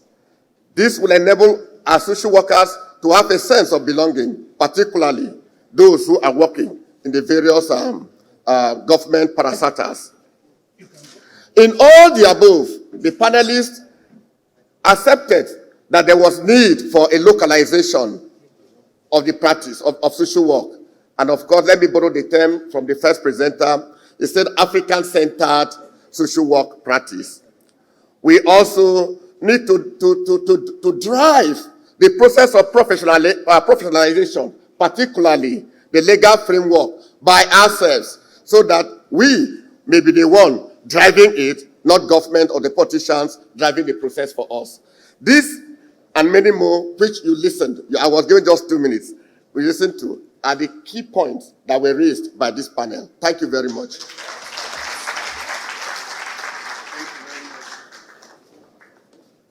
Thank you very much for that. Now, for us to finish for this session, I'd like to announce to us that, please, I understand that we have a lot of questions to ask, and we have other papers to receive. And if you look at the time, we're already behind time for the break. We're supposed to go on break about 10. So we are about an hour or so behind. So this is how it's going to happen. We are going to have breakout sessions. We have breakout session 1, 2, 3, and the main hall. So if you get to the guest house, they are labeled there. Now, a quick one is that a lot of persons are asking questions. My papers are not listed. I have not been rescheduled. I have not been scheduled or rescheduled, and all of that. Now, if you are here and your papers are not scheduled and you are present, you are physical, what we'll do after this break, please, you can come up here, meet with Alhaji Jamilu. He will spread you into the sessions so that you do your presentation there in all the sessions. And then for the moderators and repertoire from all these sessions, you are expected to do your report at the end of the presentations, not immediately after this. So please, let us take note of all this and get ready for that session. Now, yesterday we had a missing phone. Thank God the person identified and collected yesterday. But we still have a missing ATM card, Fidelity Bank Verve card. So you can, if it's yours, please, there's no name on it, but you can identify and pick it up. At this point, distinguished guests, ladies and gentlemen, please, may I request the wonderful panelists to rise for a final recognition. With those that are presented online, wherever you are, please just rise up. Rise for very wonderful. Please, I believe we can equally rise and give them these ovations. Please, thank you very much for this wonderful presentation. We look forward to having more of your presentations, and then we are going to read their papers. The papers are going to be published. They are going to be on our links. For those of you who have the code, you can get the papers there. Then let's go for break. Thank you. May take a bow and leave. Thank you. All right. Okay, please, just for my senior colleague to make a final remarks. Thank you very much. I just wanted to, hello, this is very important. I just wanted to use this opportunity to inform us, because some of you do not know the different sessions that are going to happen in the breakout sessions. And I just wanted to also alert you in terms of the thematic issues that are going to be discussed at the different breakout sessions. So that will also help you inform which of the sessions you are going to join. There will be a session on building our future generations, social work and youth. There will be about 4 or 5 presentations under that sub-theme. There will be one on promoting the rights, well-being, and care for elderly persons in Africa. There will be another one looking at reimagining and reforming social work education to meet contemporary social challenges. And then there will also be one looking at social work in practice, innovative approaches to social problems in Africa. So that will just give you an idea. When you get to one of the sessions, the main session will happen here. But if you go to the breakout rooms, you'll see the titles of each of the topics that will happen in each of the rooms. So that will then inform which of them you're going to join in. Let's have a break only for 30 minutes so that we can start the breakout sessions. We start early, we end early. Thank you very much. Welcome to this session in the main hall. Our theme is a social work response to sexual and gender-based violence. I am Noel Murizo. I will be with you in this session to navigate this presentation. I will introduce our presenters for this afternoon. With us is Mr. Felix Kakoa, who is going to tackle early marriages, gender-based violence, and sexual protection processes for women in Malawi. Felix Kakoa is at the University of Malawi, where he lectures. Ladies and gentlemen, join me in welcoming Mr. Kakoa for his presentation.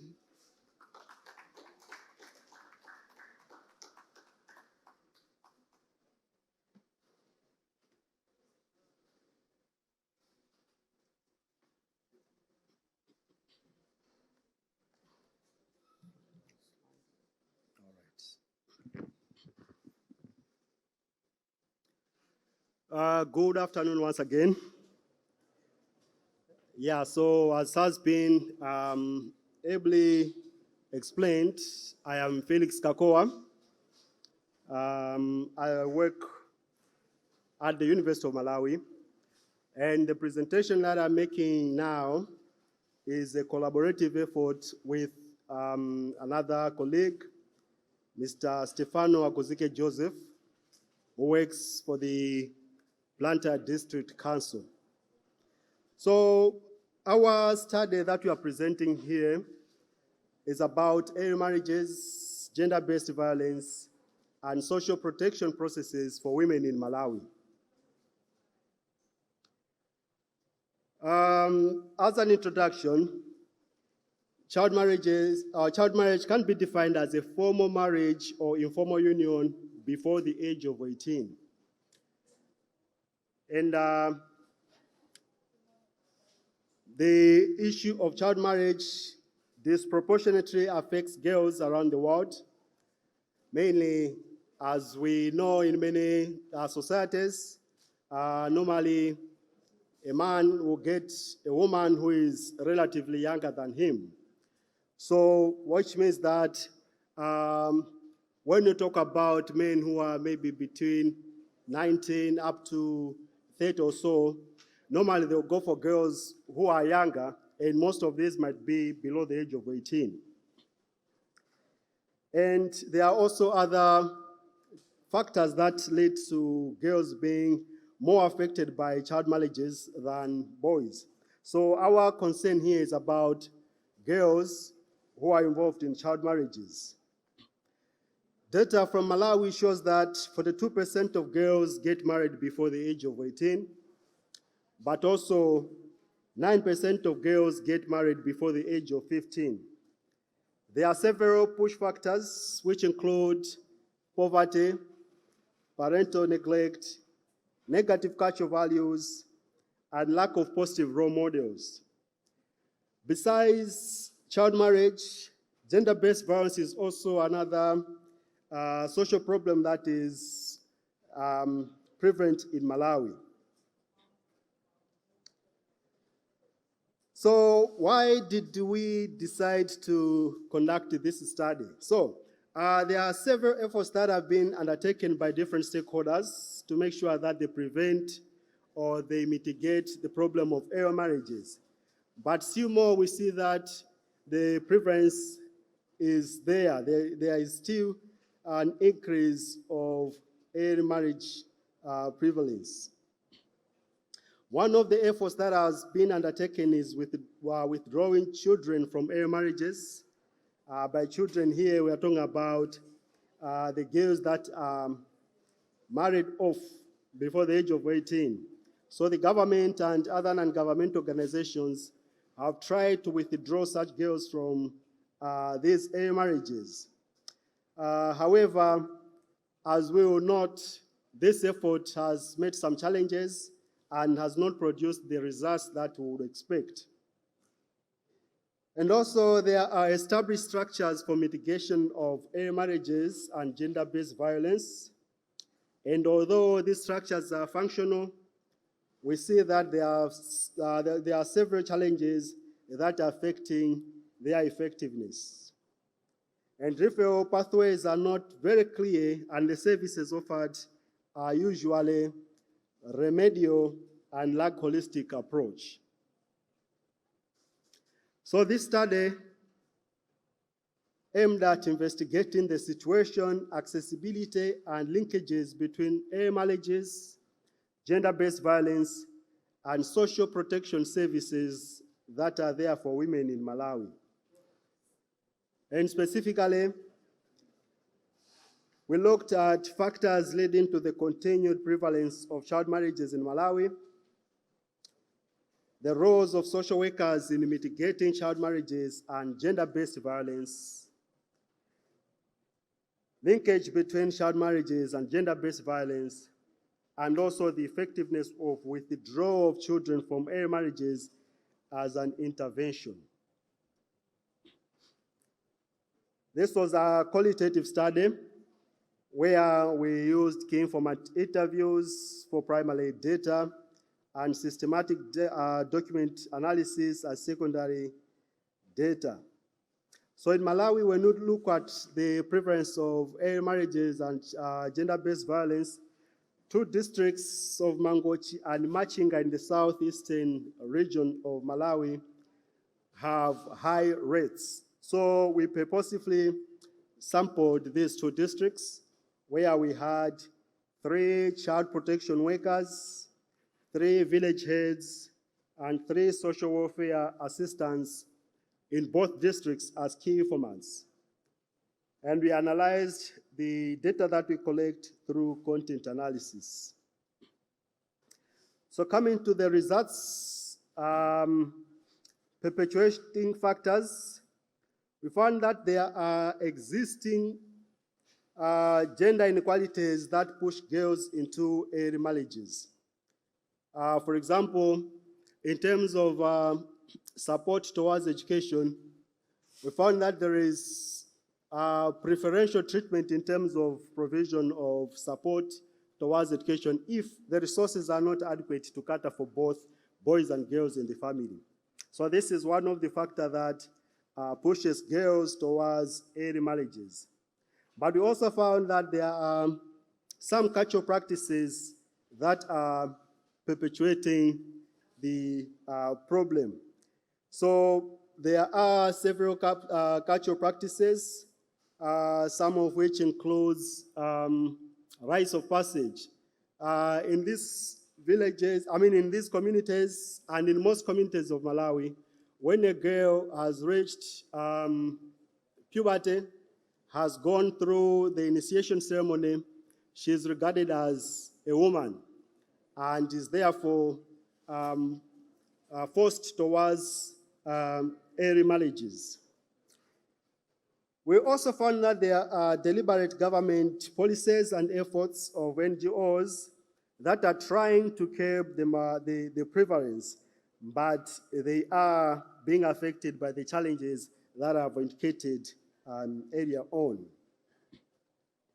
On roles of social workers in promoting or preventing early marriages, gender-based violence, and promoting or provision of social protection services, we find that social workers have several roles, including raising awareness on the prevention of early marriages, gender-based violence, as well as in the provision of social protection services.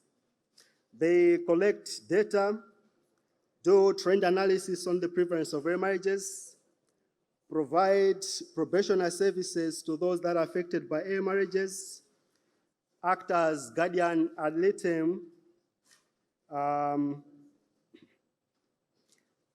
in cases of adoption and alternative care. They also provide linkages with various stakeholders implementing programs on early marriages and gender-based violence, but also facilitate the creation of referral pathways and facilitation of creation of safe places and referral pathways for children, such as one-stop centers, children's parliaments, and children's corners.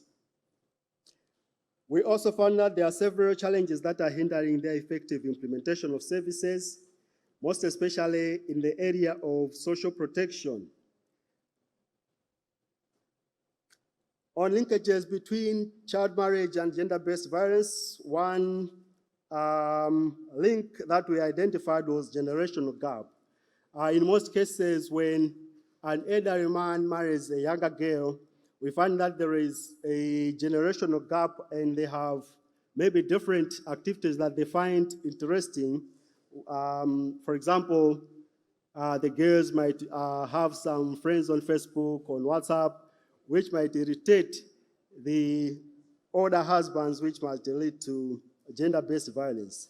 And one challenge has been dependence on men, where most women or girls solely depend on men for their upkeep.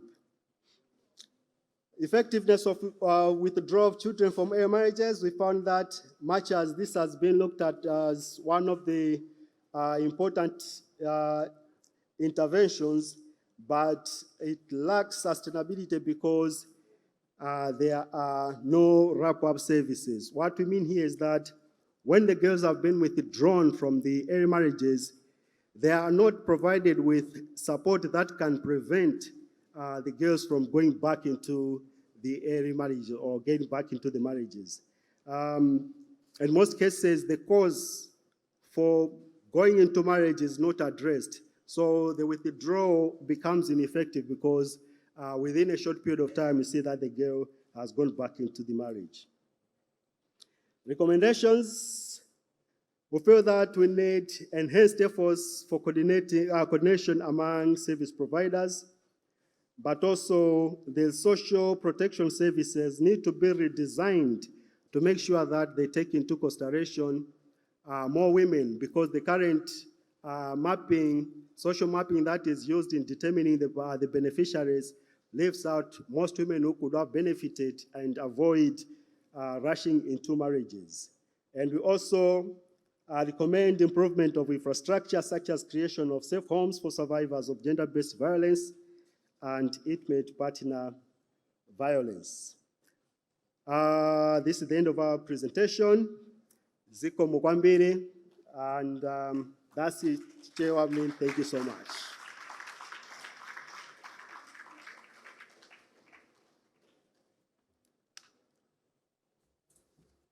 Thank you very much, Felix and Stefano, for your presentation. We will take questions after the next presentation. I understand we only have 2 presenters, so we'll be spoiled for time. The next presentation is from a lady who is already smiling as I introduce her. I hope I will pronounce her name correctly. This is Mrs. Florence Toyu Murungendo from Uganda, a PhD student at Makerere University. She is being supervised by Professor Genestic Tikirizi and Professor Ed Joshua Malakira, both of Makerere University. Ladies and gentlemen, Florence to present. Her topic is on developing and sustaining resilience in the face of child sexual abuse, a case study of female survivors of sexual violence in Luku District, Uganda.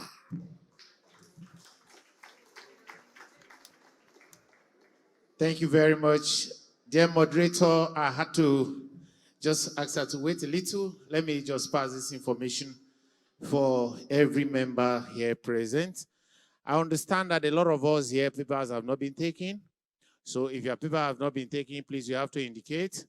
And then we're going to share you to other session halls to do their presentations.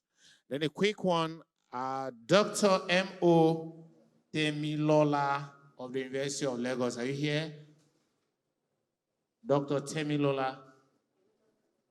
Dr. Temilola is supposed to be a rapporteur for breakout session 3 at room 2. So please, if you can get to him, they are waiting for him. So I'm running around other sessions to ensure that all the activities are going around. Thank you, and enjoy your presentations.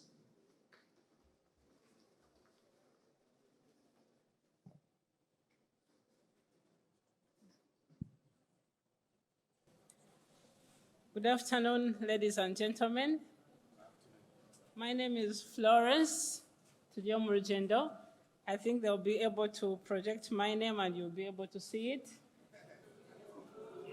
How do we pronounce it?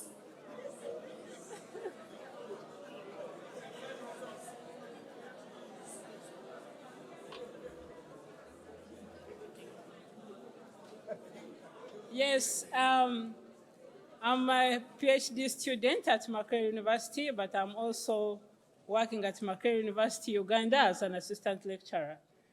I'm approaching the final end of this PhD process, and the work I'm going to present here is work that comes from my PhD work. My PhD, the whole project is called Developing and Sustaining Resilience in the Face of Child Sexual Abuse. And I was using a case of female survivors that come from Luka district in Uganda. So the main objective of this project was to identify and explore protective factors that promote resilience among girls exposed to sexual violence. And the article that I'm going to present here is responding to one of the objectives, and this is the third objective, which looks at to identify the risk factors that affect the coping process among female survivors of sexual violence. So what is this that I'm talking about? It is the parents' reactions. When I was talking to these girls, they mentioned that their parents reacted in various ways. And one of the issues that I was looking at, one of the key inclusion aspects that I was looking at, these survivors must have told someone about the abuse during their childhood. So I was asking them, when you reported to this person, either your parent or the key actors in the child protection system, how did they respond? Were they supportive? Were they negative?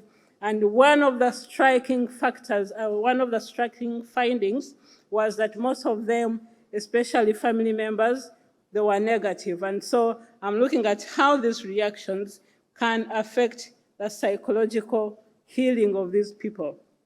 And so I'm looking at the psychological consequences that are originating from the parents' reactions. So in Uganda, we had a general study which is called the VAC, Violence Against Children Survey. It is the one that gives us representative information, and it showed that majority of the girls have experienced sexual violence in one way or another. And we see that about 36% of the girls have experienced sexual violence before they are actually 18. And to be specific, they've experienced it when they are below 13. And this is also high, especially when you look at those who have experienced it when they were 13 to 17. It is also about 25.4%. And so in my study, I looked at these survivors who have experienced sexual violence when they were still between 13 and 17. And I used a case study approach, and I used each survivor as a case, and I basically used qualitative methods. And as I told you, I was looking at people who are aged 13 to 17, and I managed to speak to about 14 of them. And these people that I talked to, I narrowed down my description of sexual violence to only those that involved penetration. So it was either rape or someone who was molested, but it doesn't involve these other forms, for instance, like inappropriate touches. And I used narratives when I gave them a chance to tell me their stories of what happened and how they behaved after. And so it was kind of giving me a life story, or telling me a story about their lives. So in addition to that, I also complemented this information by having focus group discussions with community members. I also did a document review, and I also held some key informant interviews, because I know in one or another, these survivors interacted with the child protection system, and so they were one of my targets, and mostly they were social workers. And so I asked them, who did you disclose to after experiencing the violence? So the findings show that most of them disclosed to their relatives, and their relatives included sisters and brothers. But in one or another, the relatives also informed their parents, and somehow the parents came to know about it. So we also see few who disclosed to the parents, and some disclosed to the police. But what were some of the reactions? It is important to note that there are those who actually reacted positively, and those are in rare cases. That happened especially, I had a case where this child was visually impaired, in that it was reported that her parents were really supportive, because there was this kind of vulnerability, and they were feeling so sorry for her, and so somehow they became supportive. But on the other hand, there are some parents who were really abusive, as some of them mentioned.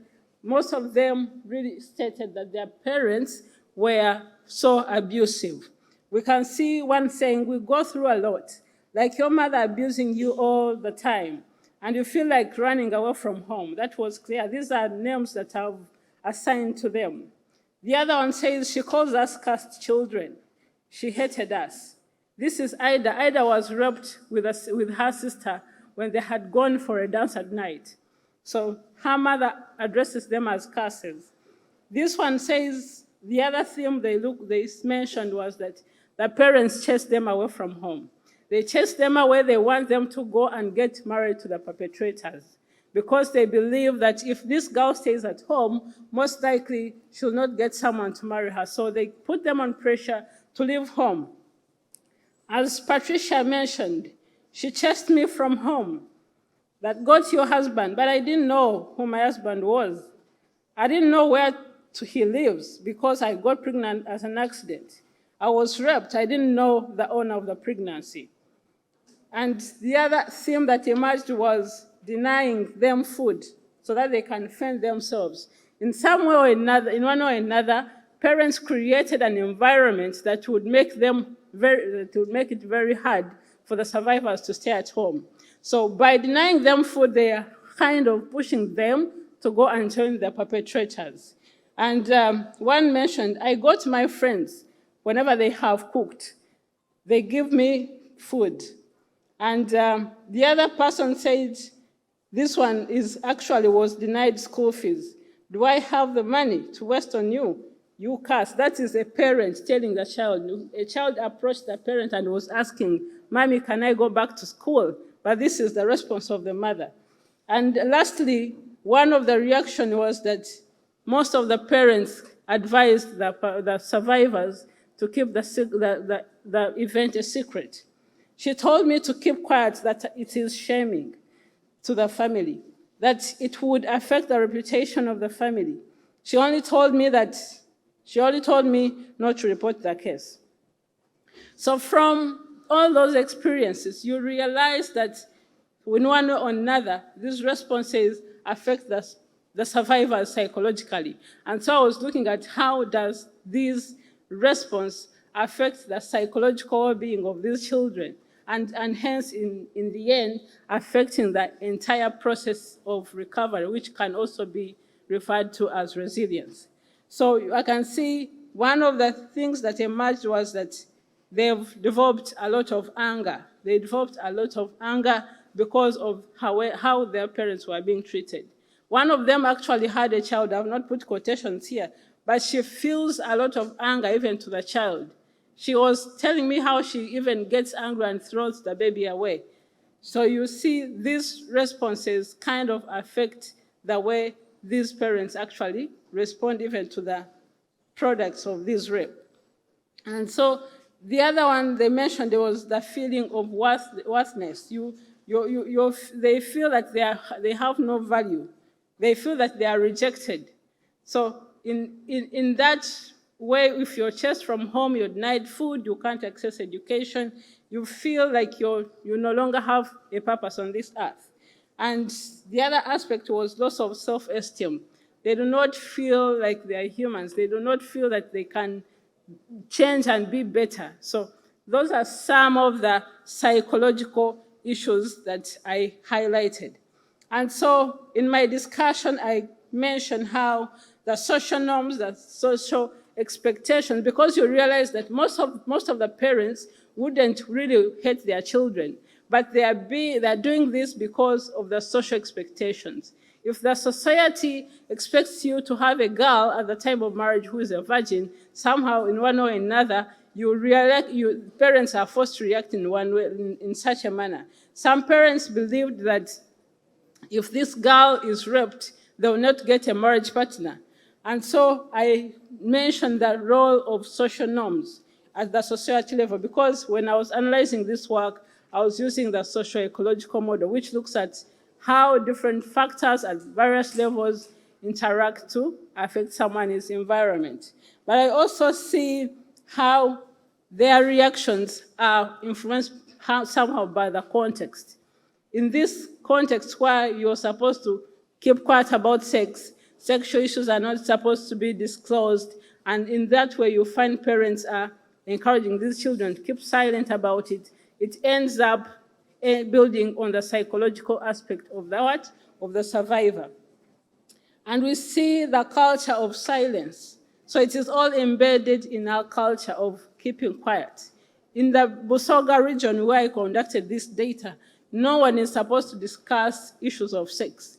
even beyond the family. So it means that even the child protection system is in one way or another not able to respond or to support this child if they cannot take this information to them.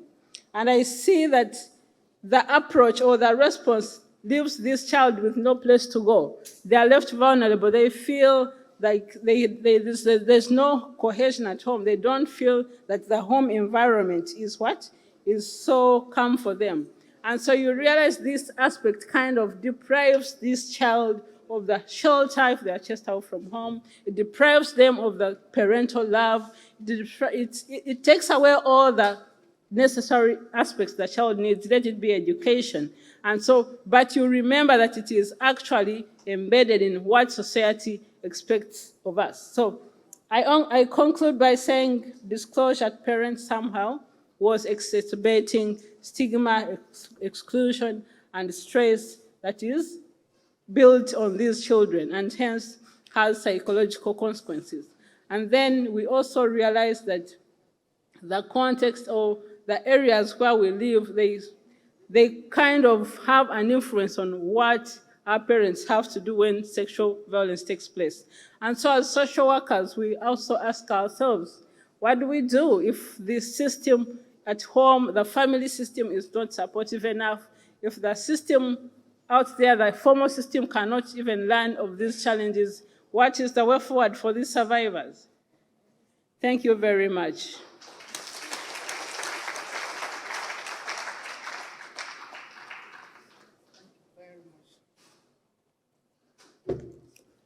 Yeah, good afternoon, ladies and gentlemen.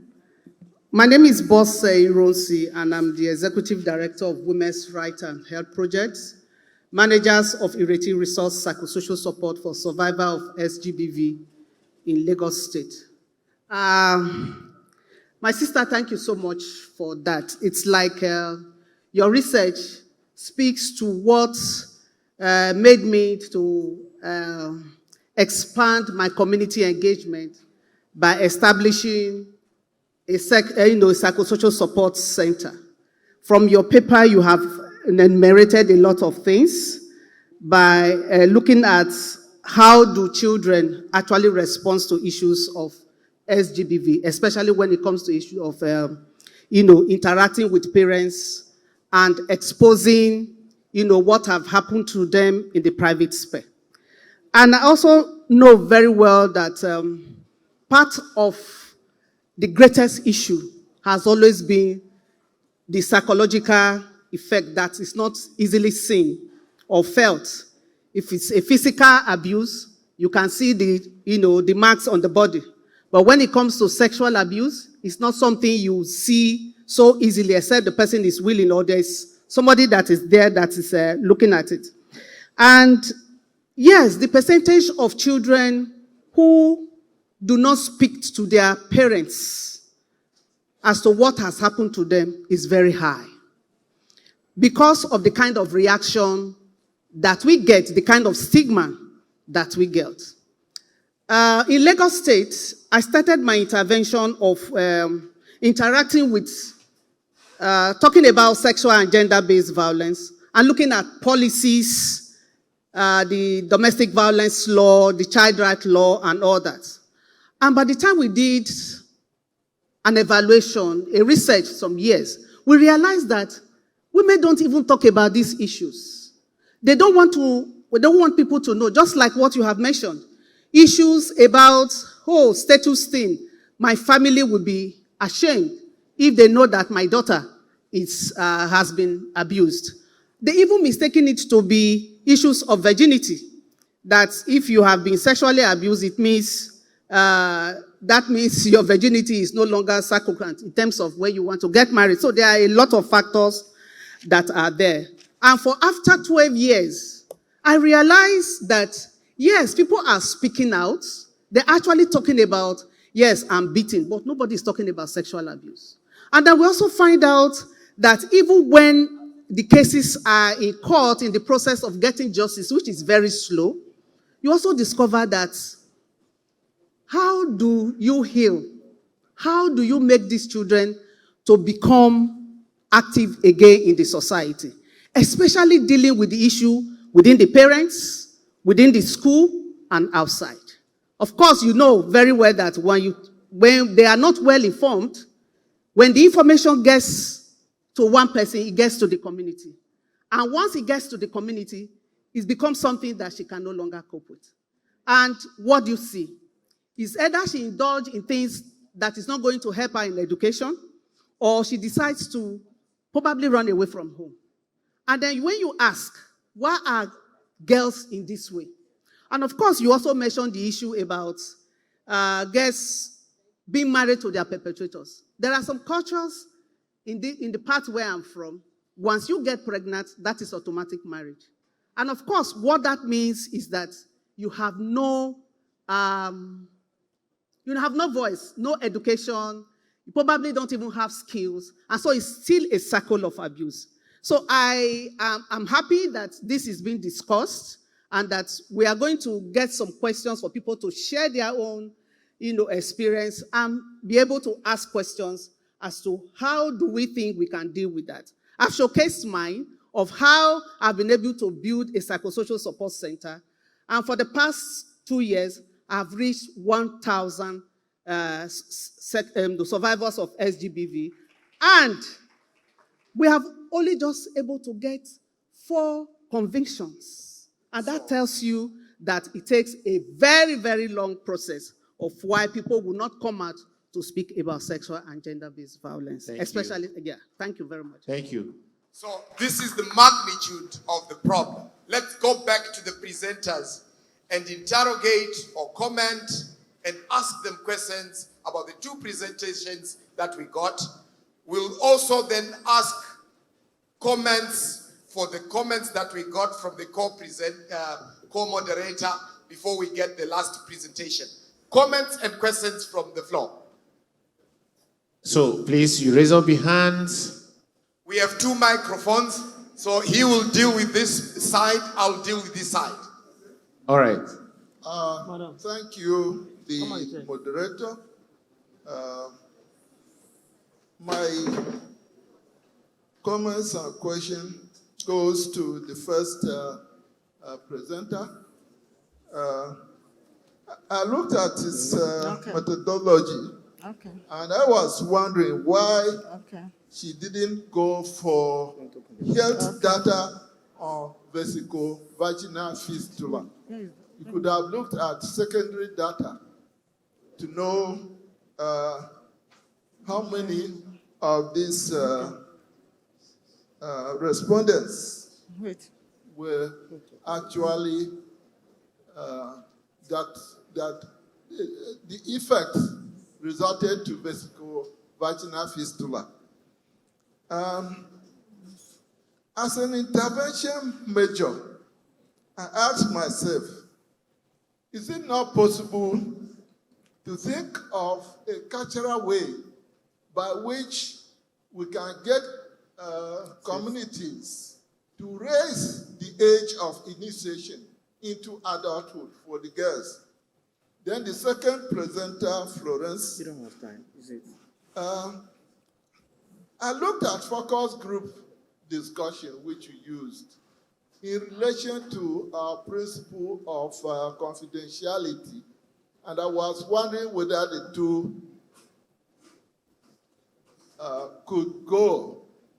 I found it very difficult. Maybe you can drop focus group discussion. Because even if you talk about relations and you invite relations or guardians, they wouldn't want to come. And even if they come, they wouldn't want to discuss the matter properly because of confidentiality involved. I also looked at your sample size of 14, but I couldn't make any serious comment. I don't know whether it is adequate or inadequate sample.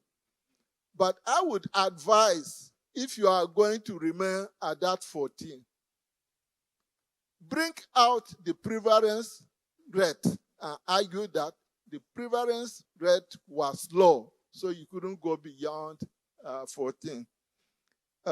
Thank you very much. Thank you, Prof. it's a desk of professors. Please be brief. I want to give others a chance. Well, thank you very much. I won't take time. Let me thank the presenters. Let me just address my mind to the first presentation, which is a doctoral work. I'm interested in that because there's a lot of gaps that can be filled in order to assist you. One, you need to look at the methods again. Now, when you talked about 14 sample size, and then your qualitative technique that you have adopted, there is an instrument we call a story. When you're talking about qualitative study, there's what we call, Strauss have talked about conflict scale.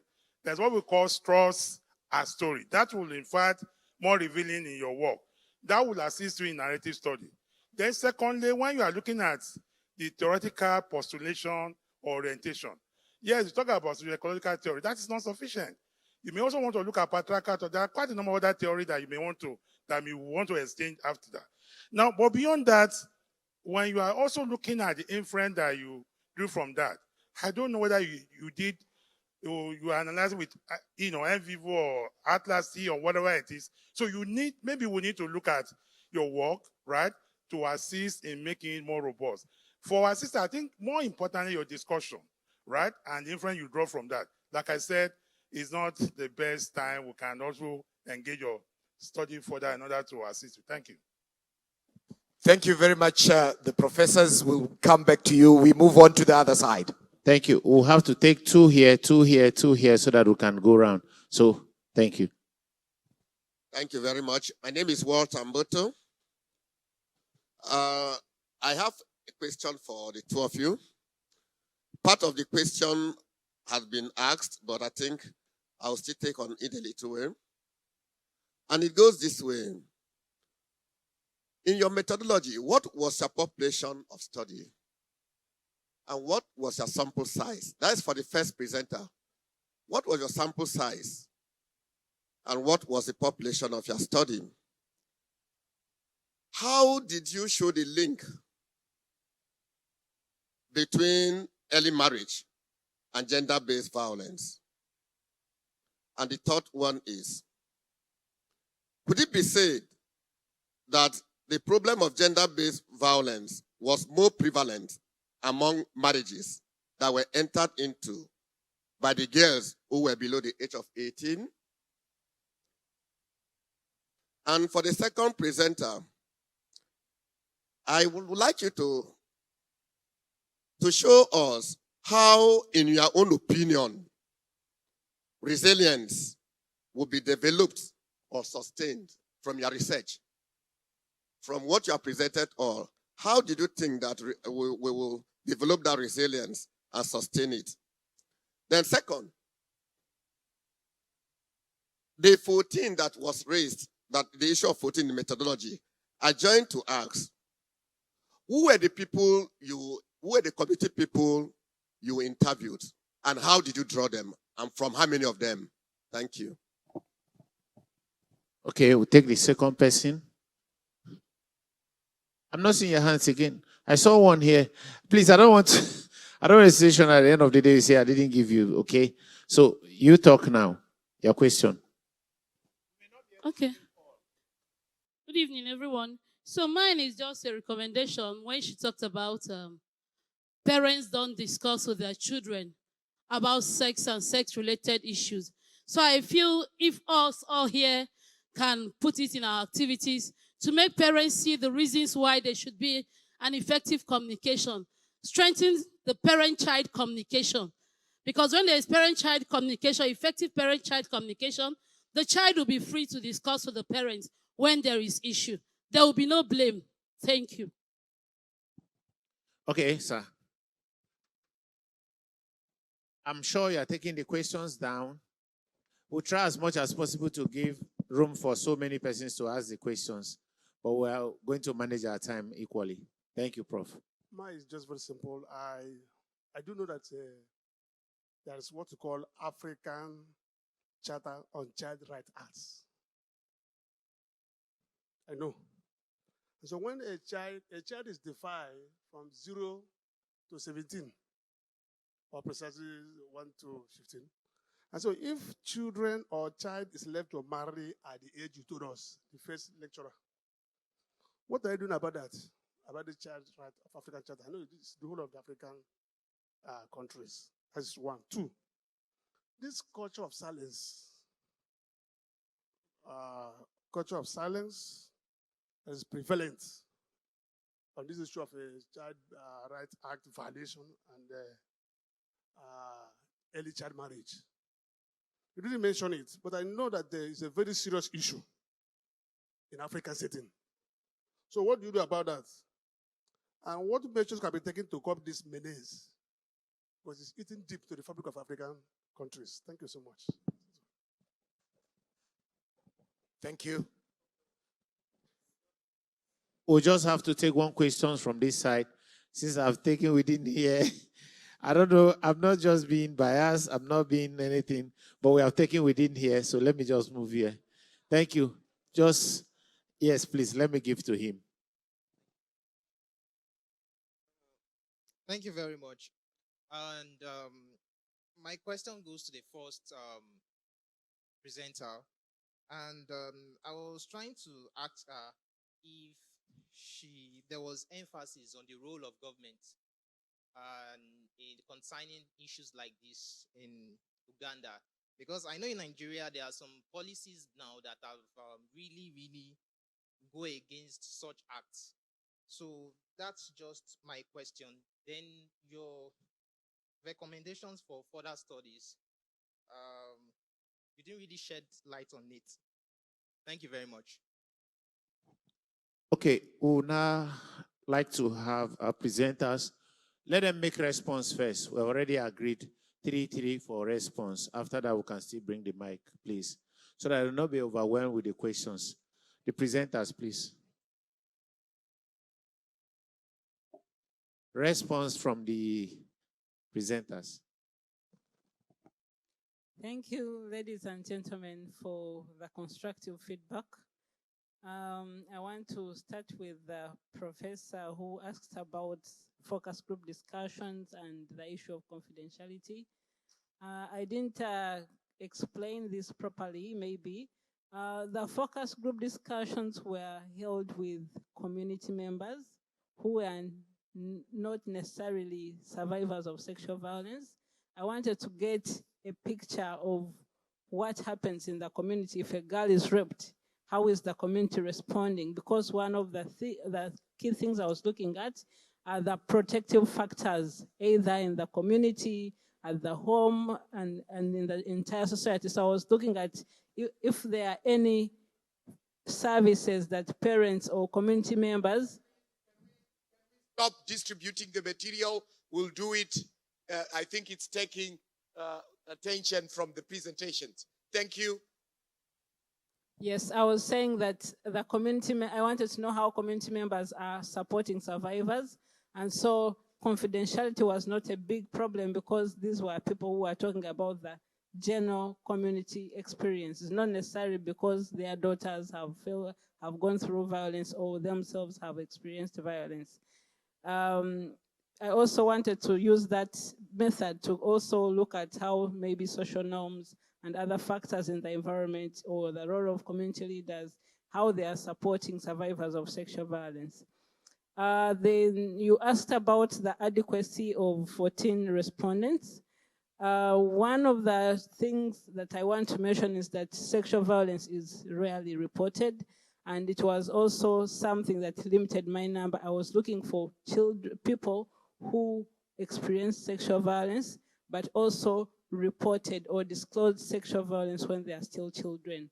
Most of them actually disclose later in their lives, but I wanted to know if this child discloses, how are they supported as children to grow and get out of the process? So it was not very easy to reach these survivors, but even when I was open to have as many as possible, it was very hard to get more.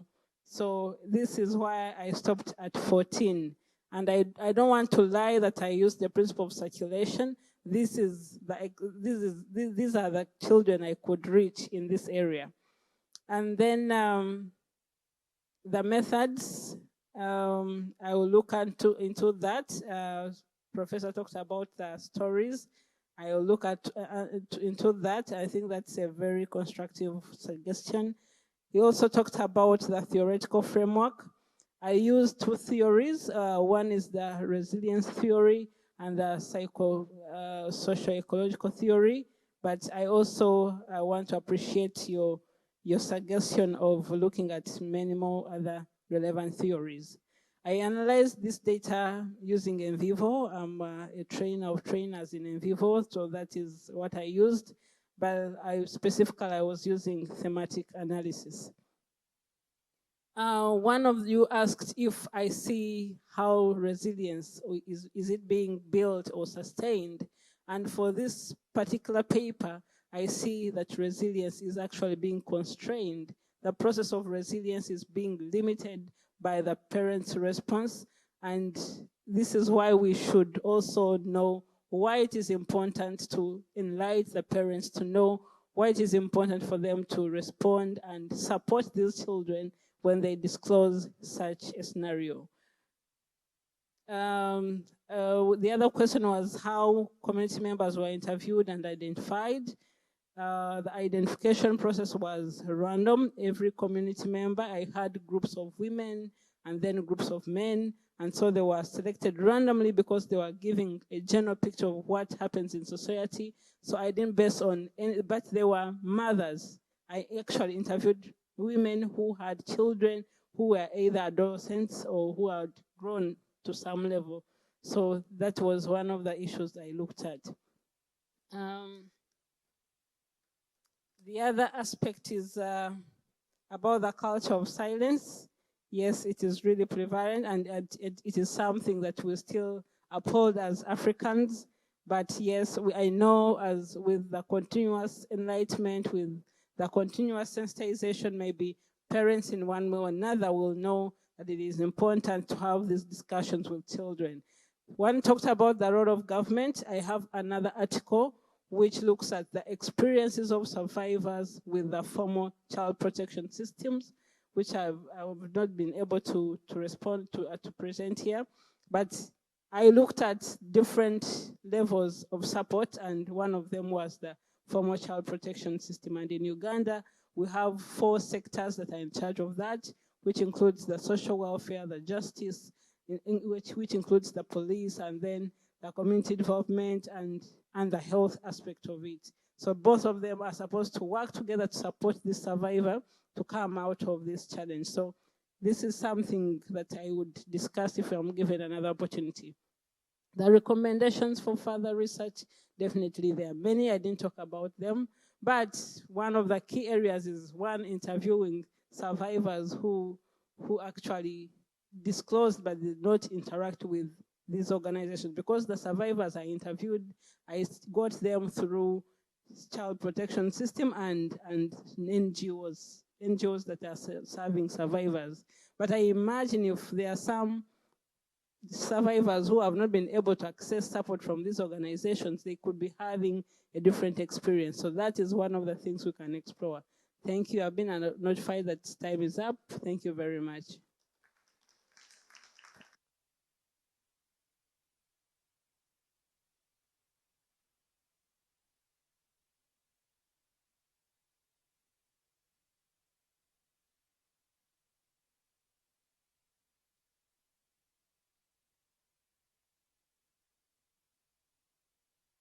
Thank you.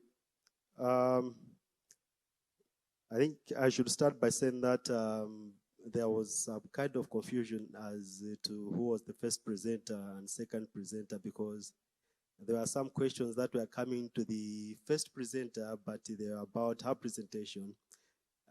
So it's a bit, yeah, so I might have things that were not meant for me here.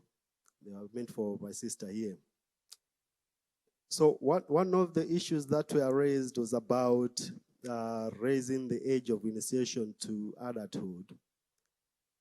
I think as for the situation in Malawi, what I can say is that the initiation ceremonies target puberty as as girls start menstrual cycles, that's when they target to initiate them. And to say the fact, as much as maybe in urban areas, they try to replace with some religious practices, taking them to churches or mosques and provide the initiation ceremony. But in rural areas, the system is still very strong. In some cases, there is the involvement of what in Malawi we call fisi. Fisi in English is hyena. So the hyena is like an experienced man who teaches the girl sex. So after the initiation ceremonies, these hyenas are sent to teach the girls sexual activity. So this changes the life of the girls, which leads to these marriages or sexual relationships. Another question that came was about the population and sample. I'm not sure if this was for me or for her, because there was 14 mentioned, which I think he was not mentioned in my presentation. So I'm not very sure. You advise me if the question was meant for me. But another question was about the link between gender-based violence and early marriages. From the presentation, we presented two linkages, one being the generational gap. As we indicated, most of the times, in cases of early marriages, men might feel that their wife, who is young, is flirting with other boys, and this causes some reactionary actions, including the violence. Another factor that I pointed out in the presentation is about dependence of women on men. So this dependence kinds of create a control factor. So the question went on to ask if at all the gender-based violence is only prevalent in situations where we have early marriages. No, that is not the case, but here we are focusing on early marriages. We have gender-based violence in all forms of marriages, but the factors or the causes might be different. But one of the factor or the reason that is prevalent in all cases is the dependence of women on men. Another question was on the definition of a child according to the charter and other documents and what we are doing about it. I think in Malawi, the definition of a child was different. In some cases it was 16, in some cases it was 18, in some cases it was 17. But some 2 to 3 years ago, the parliament decided that the definition should be 18 and below. So as a country, we use one definition of a child, anyone who is 18 and below. What is being done about this? We have organizations that try to fight against early marriages, and there are different initiatives, including toll-free calls where people can just go and report, I've seen this here, and then the organization comes and intervene. So this happens, but sometimes you find that the community is seeing no problem with the early marriage. So instead of assisting in presenting the issue to authorities, they try to protect the man who has married this young girl. So this is a situation that happens in many communities. You see that somebody has reported, but the family is refusing to say, no, that is a lie. Our child is 19 years of age, yet the child is still young. Thank you. Thank you very much, Felix, and thank you colleagues for your comments. PhD students, take note of the comments. They will help you. We have a presentation, ladies and gentlemen, by Ungochi, a student of Professor Mwana. Her presentation falls within the thematic area that we are talking about. Ladies and gentlemen, allow me to introduce the presenter. Help me welcome her to the stage.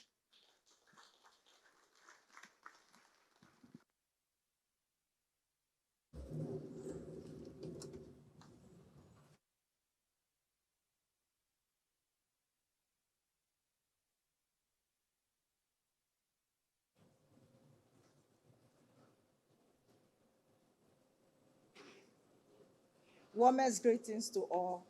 I'm standing on the protocol. On existing protocol. I've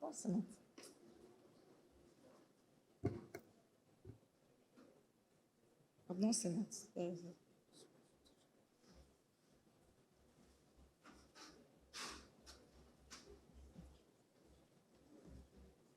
No, that's not it. Awareness of legacy position. You cannot see from here. You can see from this the screen. The issue is not the right one. Yes, that's it.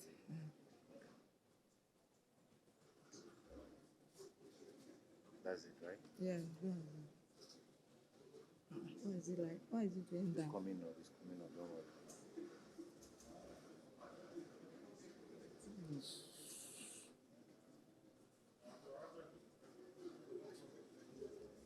It's corrupt. Mm.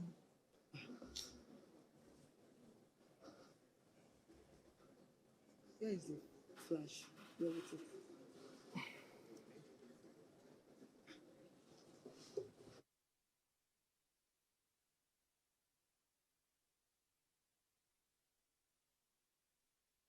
A technical problem which is being solved.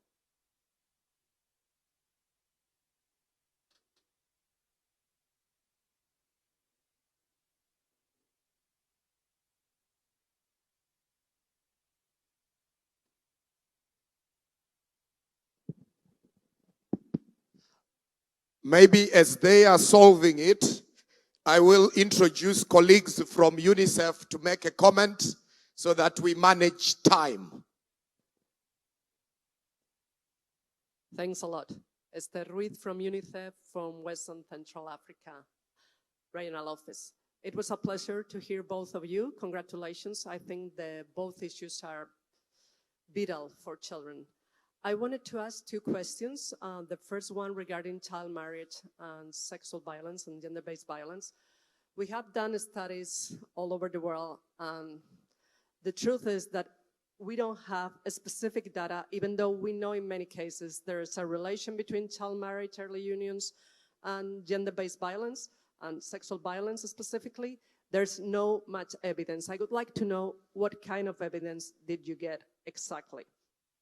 And in the case of the other researcher, I would like to know a little more what are the next steps.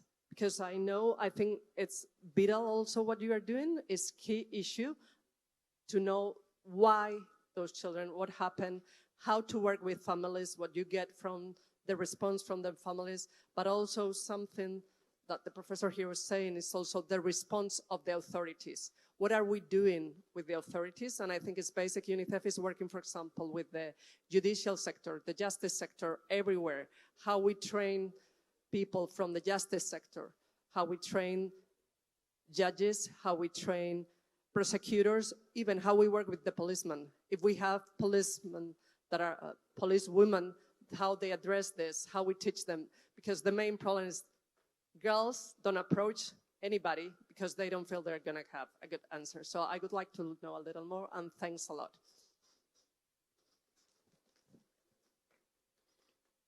Thank you very much. I didn't hear anybody clapping. Is it that the lunch we took is so... Maybe we are heavy from the swallows that We can't respond. I think for all social workers, this topic resonates because more often than not, you come across issues of sexual and gender-based violence, and you need to be able to respond to those issues when they arise. We listened to the presentations, and I want to take my cue from Bose's statement. How many survivors did you say you have reached? 1,000. I sent it on the distance. But how many convictions? 4. Now, that data, if it doesn't strike you, then nothing else will. Because there's a huge disparity between the perpetration of sexual violence and the number of perpetrators who are then held accountable. What does that do? It drives impunity. Because people know they will do it and they can get away with it. The only way you can stop perpetration of sexual violence is to ensure that those who engage in it are punished, and that will serve as a deterrent to others who may think of or even contemplate going into it. Now, what it tells us also is that there is a system failure.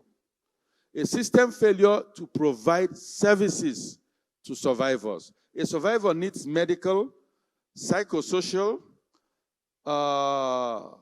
rehabilitative support, but most importantly, justice.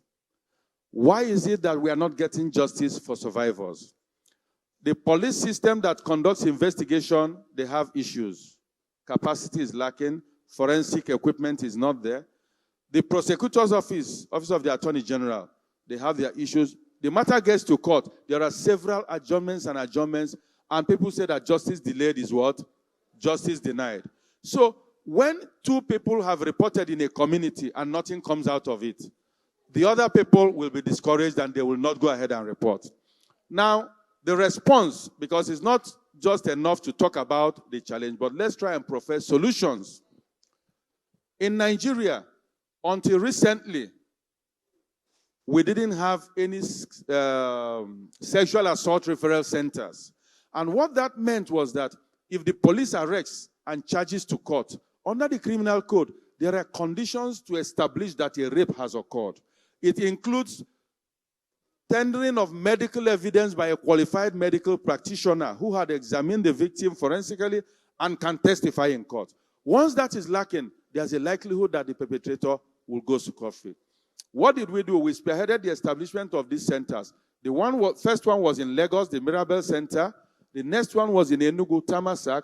As of today, we have sexual assault referral centers, 4 in Kaduna, 1 in Kano, 1 in Jigawa, 1 in Akwa Ibom. Ebonyi is about to launch. So before you know it, it's gradually 3 in Delta State. So gradually it's spreading. And these centers are like a one-stop shop to provide both medical and psychosocial support and then generate evidence with which to go to court to secure increased convictions. One of the problems that have been stated here is parents withdrawing from prosecution. Let me tell you, it happened in Abuja not long ago. The father of the girl said, we are no longer interested. And the judge said, let him come and say it to my hearing because all this is hearsay.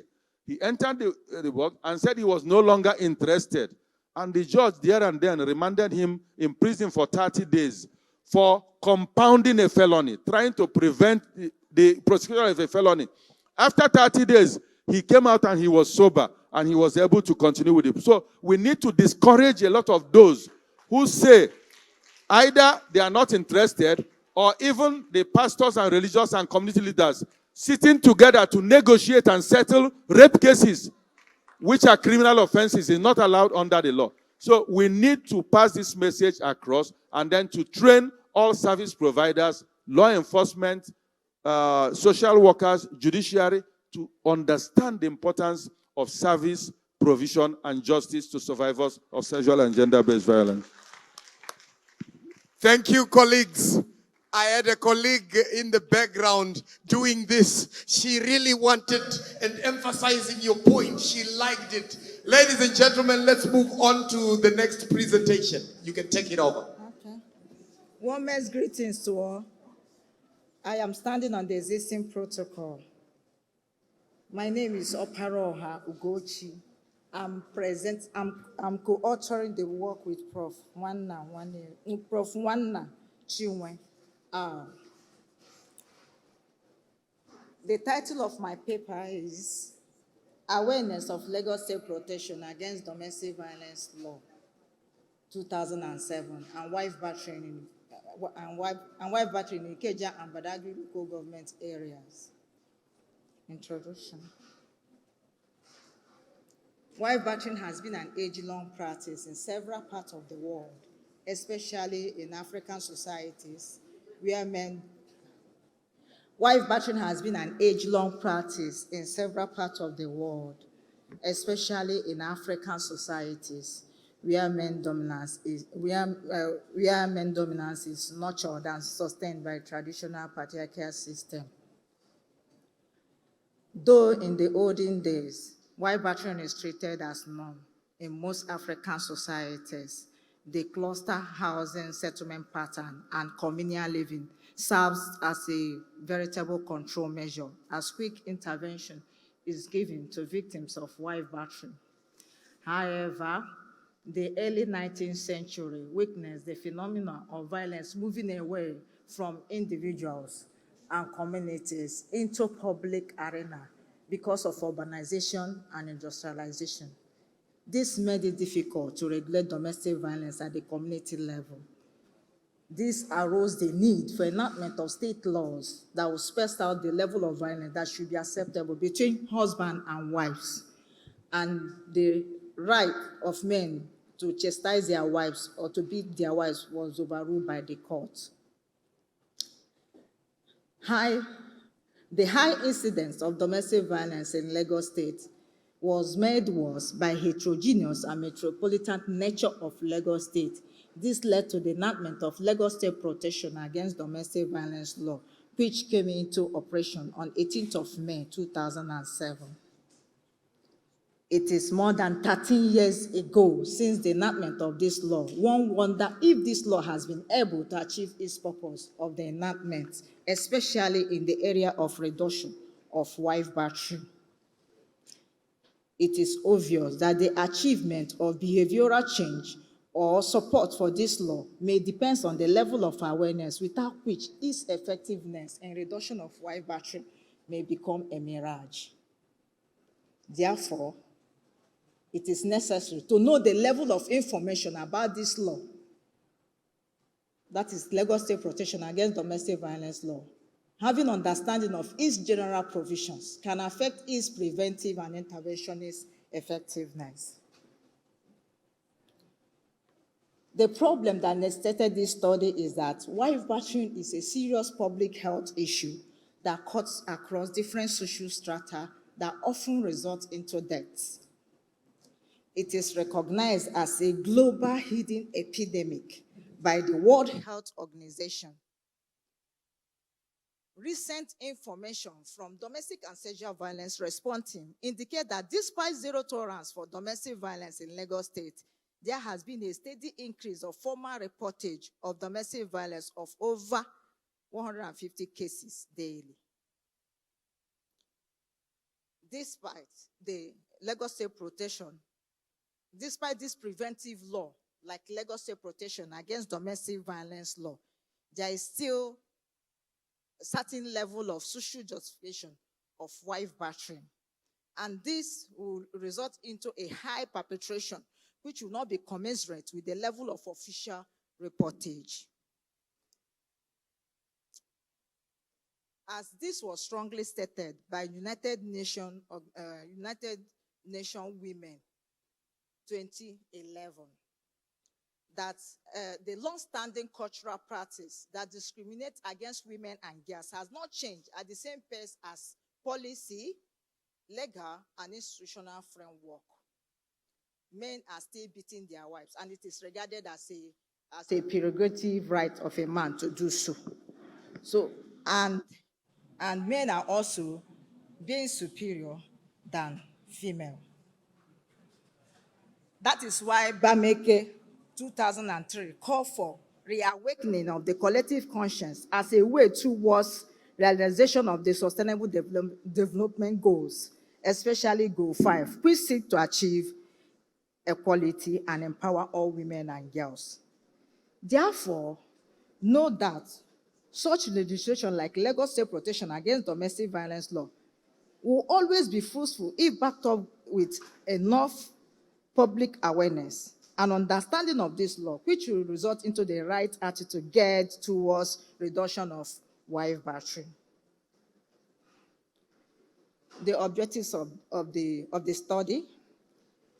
The objectives of the study is to assess the relationship between awareness of this law, of Lagos State Protection Against Domestic Violence, and perpetration, justification, and reporting of wife battery.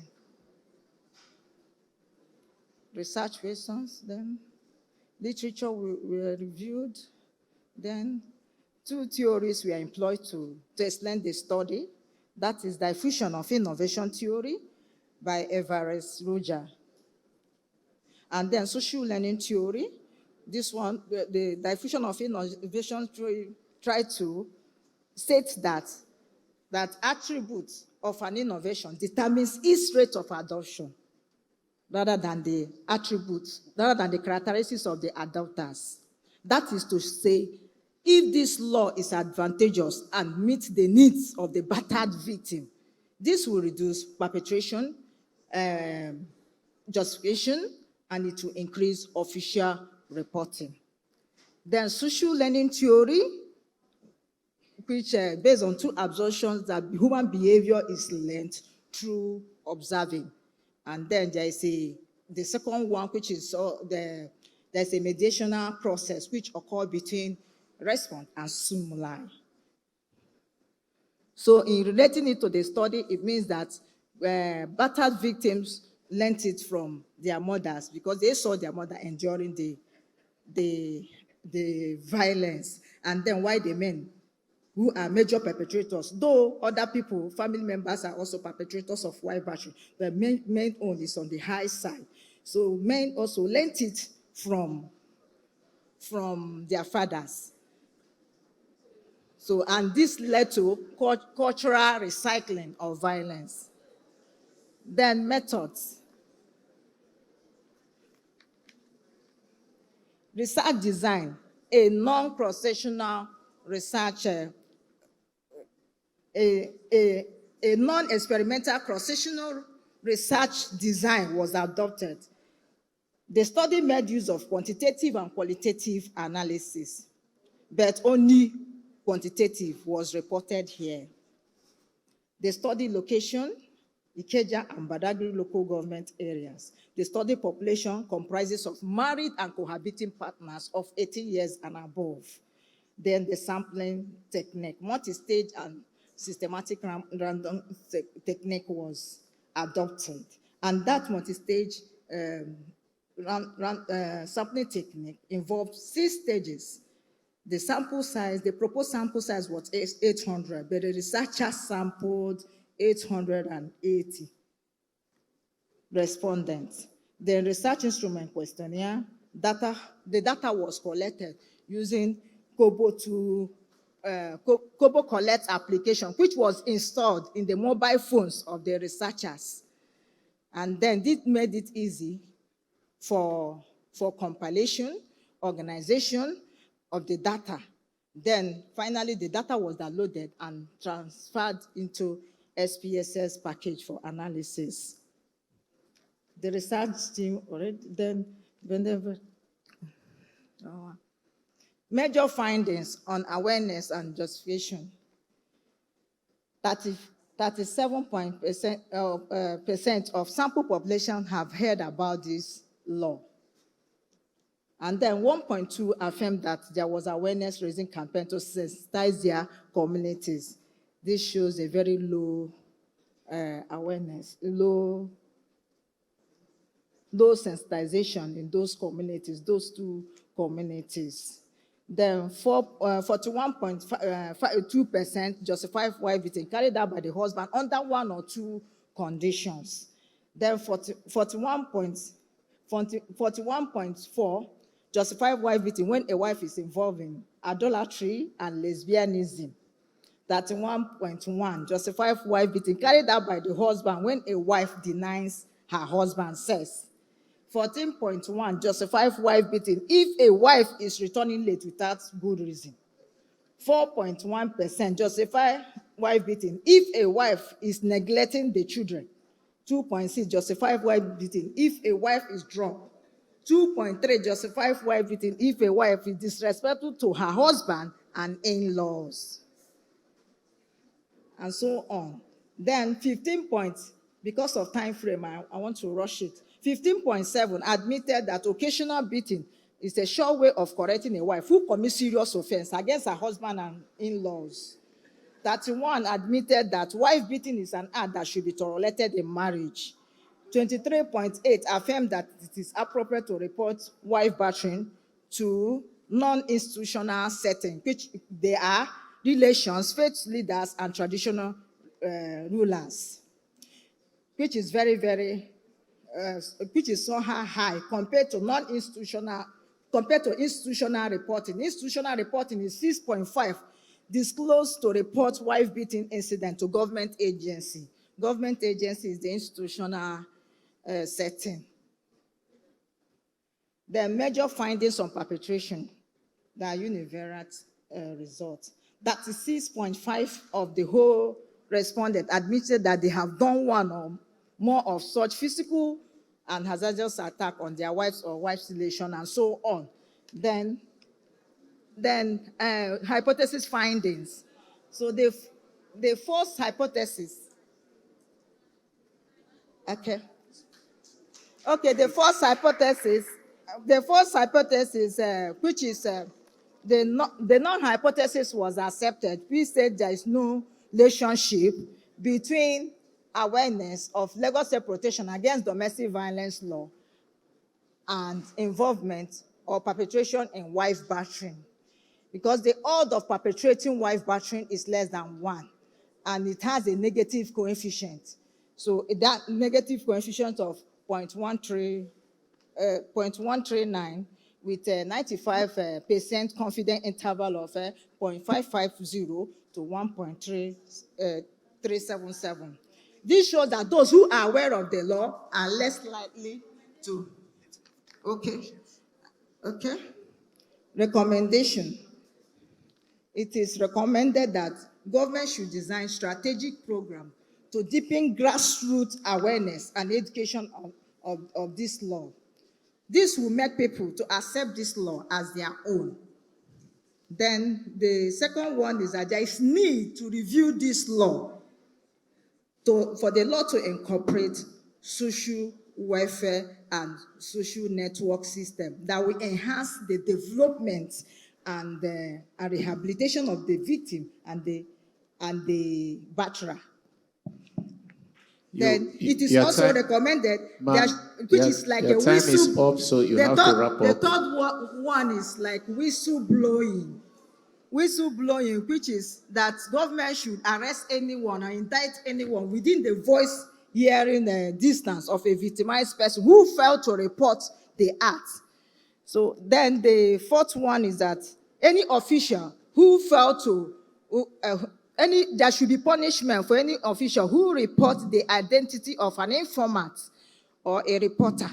So should be punished. This should be included in the law, and so on. So therefore, in conclusion, the study has been able to establish there is a need to criminalize as well as amend this law to incorporate social welfare and social and follow-up network for victims to encourage reporting of these acts as to stop this. Thank you very much for the presentation. We will welcome 2-3 questions. Please be brief. But was I correct to hear that women, you learn to be battered from your mothers? Prof, I'll skip you because you have said something in this session. Sister, you had your hand up for long. I want to go to heaven.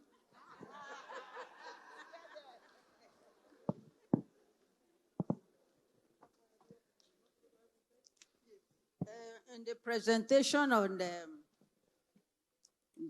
on the abuse of girls. There's a statement there that social norms at the societal level that upholds virginity disadvantages girls. I want an explanation, more explanation on that. Social norms at the societal level. So it's okay. Only one. I have two. You have two, sister. I want to go to heaven. She has two. Be brief. No, the second one is not a question, but a vital comment. There is no provision for sex education in the family. We don't talk about sex. Children grow up not knowing parts of their body. Even parents can't teach their children, give them sex education because they don't know how to talk about it. Therefore, if we want girls or our children not to engage in that, we have to start educating them even from the primary level. Thank you. Thank you, sister. Am I guaranteed heaven?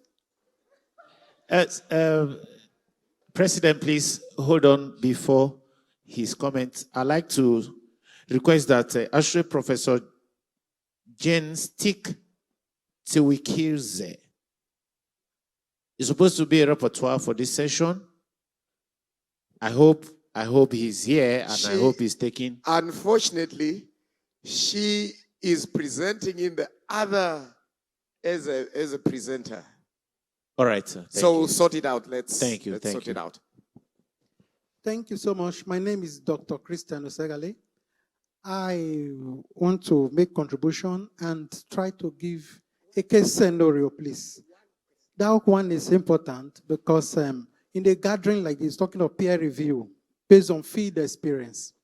First, the last presenter, times when I hear gender issue, I'm confused whether they're already talking about women alone. In the field, I have seen where women beat up their husband.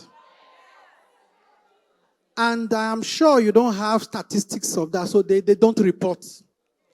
It's a taboo. How can a man come and say, my wife beat me? So when you say gender issue, as you focus only on women, the aim is defeated. Then my sister talked about sexual abuse. Florence, sexual abuse. Have you experienced a case where young small boys have been sexually abused? They are countless. I've seen many. But I want to tell you a brief case study. As a freelance social worker for the past 16 years, there are so many case studies, but let me give you this brief one. So that because of peer review purposes, you now say, it happened in Nigeria. If it was in your country and my friend's country, what would be your reaction?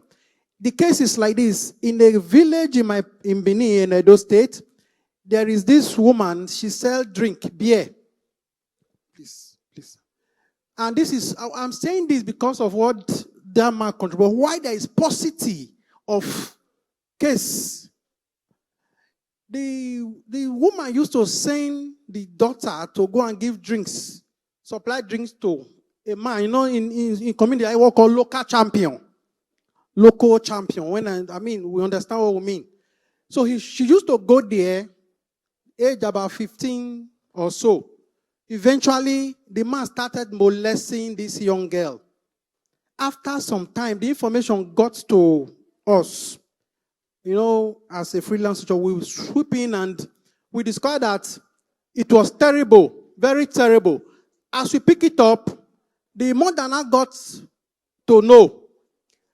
And she quickly went to the man, the logo champion. I don't know what happened because she was already supporting us. But when she meets the man, the story changed. And the woman now said, he don't want to lose his customer. I insisted. But to cut the long story short, at the end of the day, we now decided to take the case up. Even when the mother was supporting the man now, the guy was still cooperating with us. Only the day we now say, let us take the matter. Because I reported the case at Human Rights and some other places. The girl's story changed completely. He said nothing happened to her. He said nothing happened to her. And like I said, local champion. If we are not careful, you can be assassinated. Thank you. Thank you very much. Let me move here. Please don't give me a case study. Give me a question in one line. Our protocol duly observed. Florence, I want to ask you, have you known cases where a parent is the abuser? Do you have such cases in your place? And what do you have in place to handle such situations? Because I don't want to go into the implications because of time. I want to know whether such cases prevail and why you didn't talk about it. All right? Then, in consonant with what our last speaker said, I think there's a culture of silence when it comes to the boys being abused. We all talk about girls as if boys are not also being abused sexually. I have instances, but because of time, I won't go into that. I want to ask our mommy in Lagos, from the 1,000 number you mentioned, how many are boys? I want to know. Or is it that your focus is primarily on the girl child? Because thirdly, I want to also know what we all as a profession are doing when the abuser is an opinion shaper or a community leader. We've seen situations where traditional rulers in this country are abusing our girls. People who are supposed to be helping us check this menace are the ones involved. To what extent are we ready to confront the powers that be? Especially when the powers that be are the ones who are entrenched in what we are trying to stop. I want to know what we are doing. Thank you very much. In the interest of time, I know this is very topical. And to the presenters and colleagues in here, these colleagues are here until tomorrow. Let's interrogate this at tea and lunch. I will ask the colleagues up here to make their comment in the order that they are seated. I will also ask them to be as brief as possible and not to give me the longer version of the response. Thank you very much, sir. Please put your hands together for our moderator. I just love the energy in this Africa Region President. Sir, how do I borrow that energy? I really love to borrow their energy. If I can lend their energy, I would like to lend that. So before their response, I'd like to quickly make welcome in our midst Professor Odike Ebenezer, who is the HOD, Social Work Department, Ignatius Ajiro University, Port Harcourt. I'm so happy that a lot of people are joining us all the way.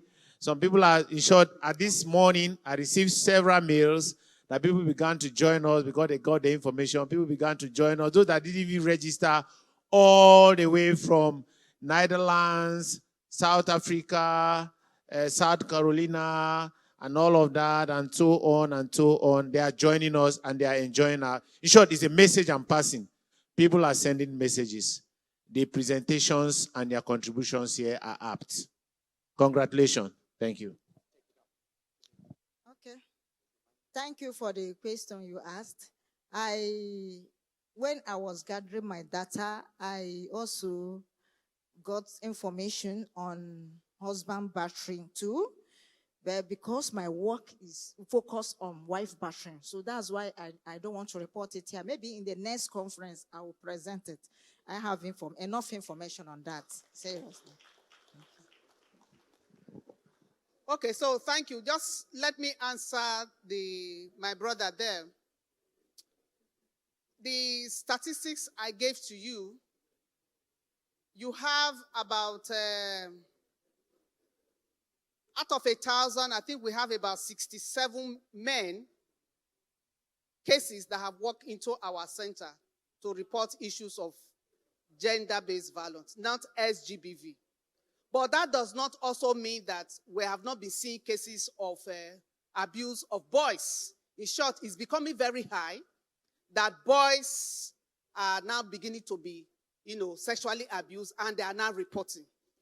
Then there is this issue about what should we do to amplify the voices of people that have been abused. I must tell you that in Lagos State, Alimosho local government, which is the largest local government in Lagos State, has the highest reporting cases of SGBV. And that is where I have been working for the past 12 years. And how did I do it? Engage, engage, engage. The community are powerful. We can organize.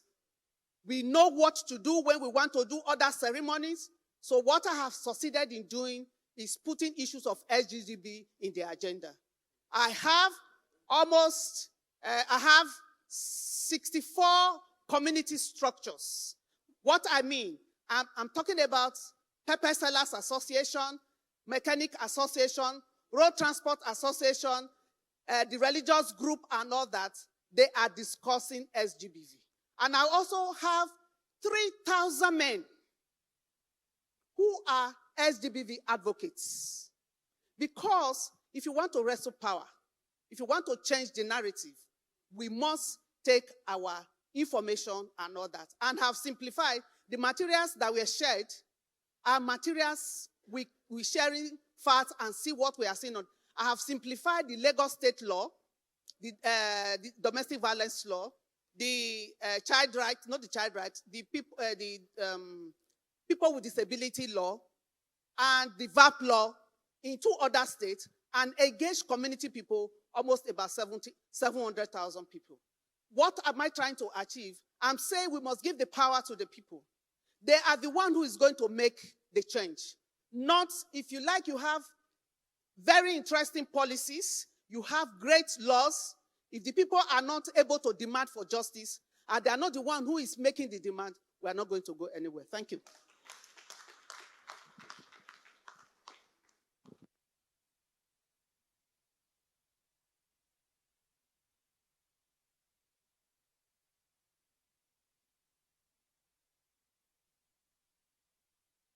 I will start by responding to the question she asked. She asked what is the next step after we've found out how these survivors are treated, how their parents react. We've tried to use a concept called social labs, where we work closely with place social workers in the communities. They help to identify children who are going through violence, and they link them to different support systems.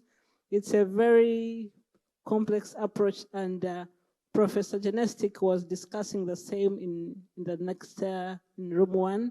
I think if we can get time, we can go through it to save time. You also asked about what our authority is doing, and you talked about the training of social workers, training of people in the justice system. But the context must come in place when we are responding to sexual violence. If you report sexual violence in Uganda, it involves a cost. From the day you report a case at the police, in Uganda, you're required to facilitate, to be able to obtain a police form.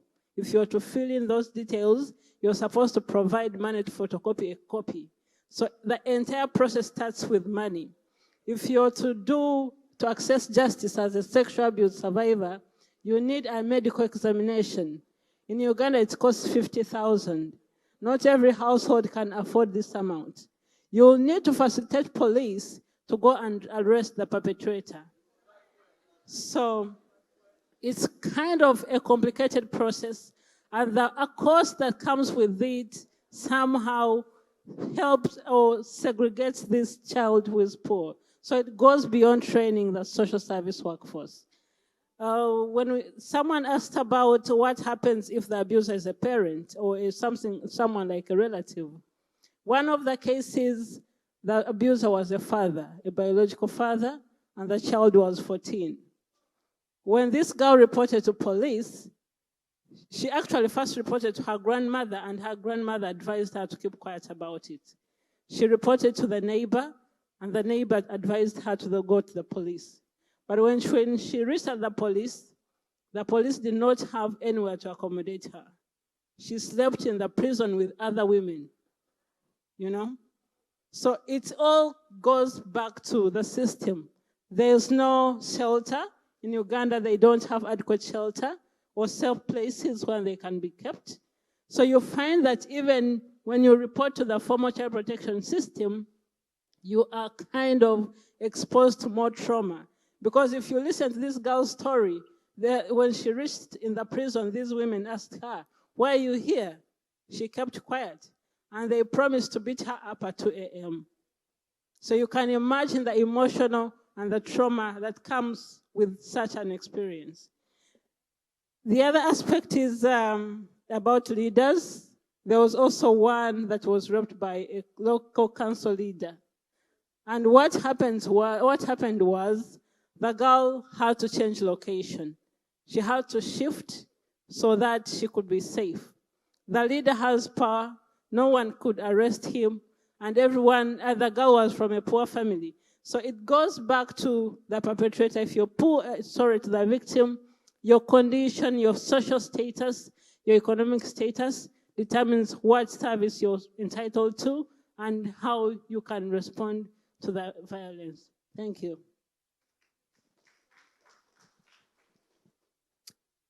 Thank you very much. I think there was one question or statement that was leveled to me. It was about the evidence of gender-based violence that we have. So in Malawi, we have structures in place, including community victim support units in the communities. We have the victim support units in the police stations, and we have safe places which are run by different and government organizations. So when when women have experienced gender-based violence, they normally report to these units where we have the information collected and where it requires pursuing the case through the court system, we take it from there. So the data or the information that we have is mainly collected from these structures. Thank you. Thank you very much to the presenters, my co-moderator. Maybe as we conclude this session, I will pass on to colleagues from UNICEF to give concluding remarks. They will also touch on the role of social workers and what we should do as social workers, given the problem of child sexual abuse, which is not only a problem in Nigeria, but we all agree it is a problem in Africa and globally. Over to you, colleagues. Thank you very much. I must say that this has been a very interesting session. And I will assure you that if you devote the entire 3-day conference to this topic, we will not exhaust it. It is as topical as it is disturbing. And if we relate this to the theme of the conference, which is looking at emerging social problems, the response of social work practice, a lot of the presentations have to deal with the challenges in relation to reporting, provision of services, whether it is medical, and also access to justice for survivors. So the question will then be, as social workers, what's our role? What can we do? And I always advocate that let's not keep focusing on the problems, the challenges, the lack of resources. There are incremental steps that we can take as individuals, as institutions that have a responsibility to deal and respond with issues of sexual and gender-based violence. There's always a debate whether it is that it is now on the increase or that people are a bit more emboldened to now come and report. And I want to make some recommendations. One is data. Data is important. In Nigeria, the latest survey we have indicates that 1 in 4 females have suffered one form of sexual and gender-based sexual violence, basically, and 1 in 10 males. So you see that once you have the data, what it does is that it then gives you the basis, the empirical evidence to say, based on this, this is what we now want to do to address or respond to this. Bose talked about Alimosho. It was the statistics from the Mirabel Center that covers the entire Lagos State, that over 2 years, it was possible to establish that Alimosho has the highest prevalence of cases of sexual violence. And that is why they are working to address it in response to the data that was generated. So as social workers, we must ensure that we have systems in place to generate routine data that will inform the actions that we are going to take. Secondly, the issue of capacity. If you don't have the knowledge and skills, you will not, even as a social worker, know how to respond to these issues. Apart from social workers who have gone through the regular course of study, there are others who are not trained social workers but who found themselves in that system. We must continue to look at how do we continue to educate and upgrade the knowledge that we have to have the necessary skills to respond to these issues. The third one, sometimes as social workers, after the initial condemnation, we always slack with follow-up, and that is where the challenge rises. When a child has reported, at that point, you provide that initial support, and that child is leaning on you.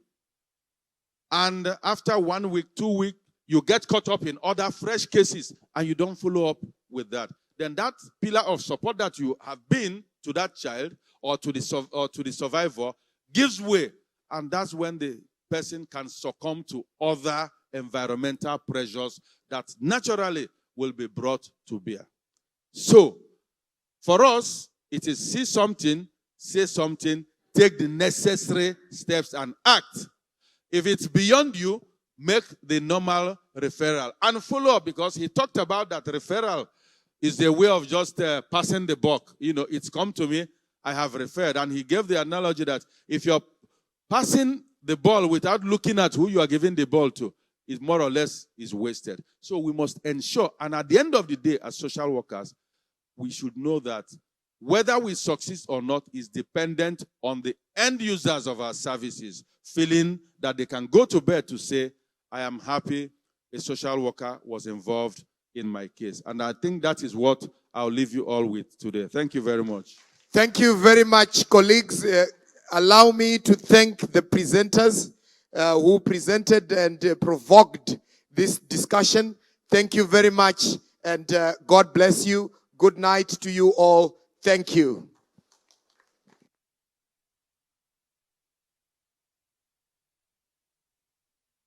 No, not everybody, please. Just sit down. Good night. Can we sit down, please? That's Can we to say sit down? he's done for the day. So you sit, please.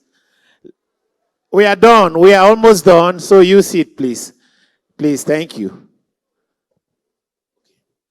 Okay, let's take these brief informations. Now, because we're already behind time, we're expected to take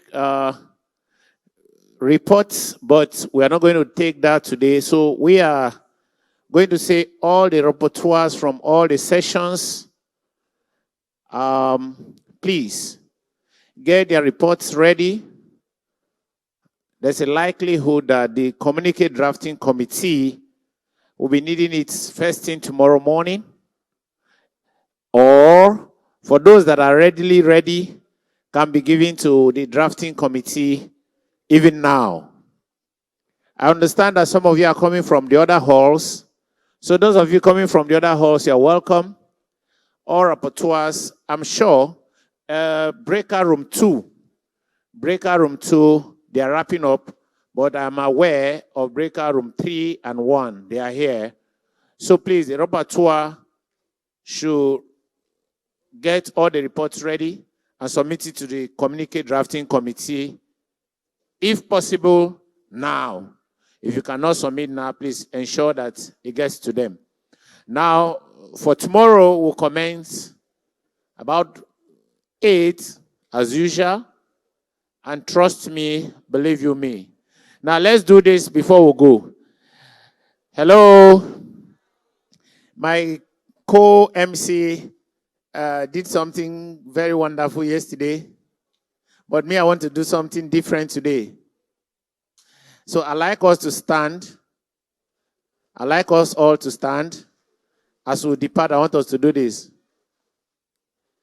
I understand that some of us are Muslim, some of us are Christians, but I want us to do something that is regular. Are we together? For the Christians, in the morning you wake up very early, you wake your children, you wake your wife, or you wake your husband. You start with something very great. Who knows that thing? How did you start the prayers? No, now somebody should. How do you start morning prayer now for Christians? First praise and worship, correct. First one.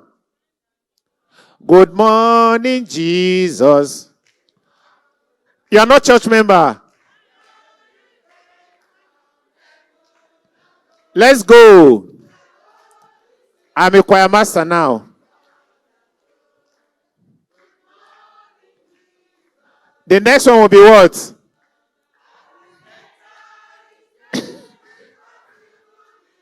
Thank you. Let's go. The next one will be what? The next one. The next one. Thank you. Let's go back to the Muslim now. So that, no, I don't do. Alaji, it's okay, madam. It be like I lead prayer for us. So since I'm not a Muslim, where's Alaji Jamilu? He's not here. But I know that Alaji sir, okay, come and give us for Muslim version of morning. Stay there. Uje become pastor. Let's pray, please. The way all of us come into this Lagos, safety on our deliberations, or may we, as we are going back to our various destinations, let us go back there in safety. And whoever or group that are fighting the Nigerian Association of Social Workers, let God give us the wisdom and let them see what we are going to do. Because there are a lot of announcements secretly. We know we are the national level, because being me the VP North Central, there's some secrecy how God have helped us to get our B signed. And those people that don't help us to make our B to be signed, they want to fight us back because they have seen we have succeeded. The way we succeeded, still we are going to succeed in our program. So thank you all. May the Allah who created us give us the wisdom to be with each other. Yeah, thank you. So tomorrow morning, please take this information as a quick announcement. Day 3, tomorrow will begin at about 8 o'clock. And then please take this information. Yesterday I announced the communique drafting committee. Please, you have to be meeting. Please meet now. You can meet by the desks here and then discuss. Tomorrow we're going to have a session here. The plenary session here will commence by exactly 9 a.m. And then after that we're going to have a breakout section 1. Please, can we listen to ourselves? Can we listen to ourselves? Breakout section 1 tomorrow. I'm doing this so that I can be able to communicate those persons who are needed to be part of it.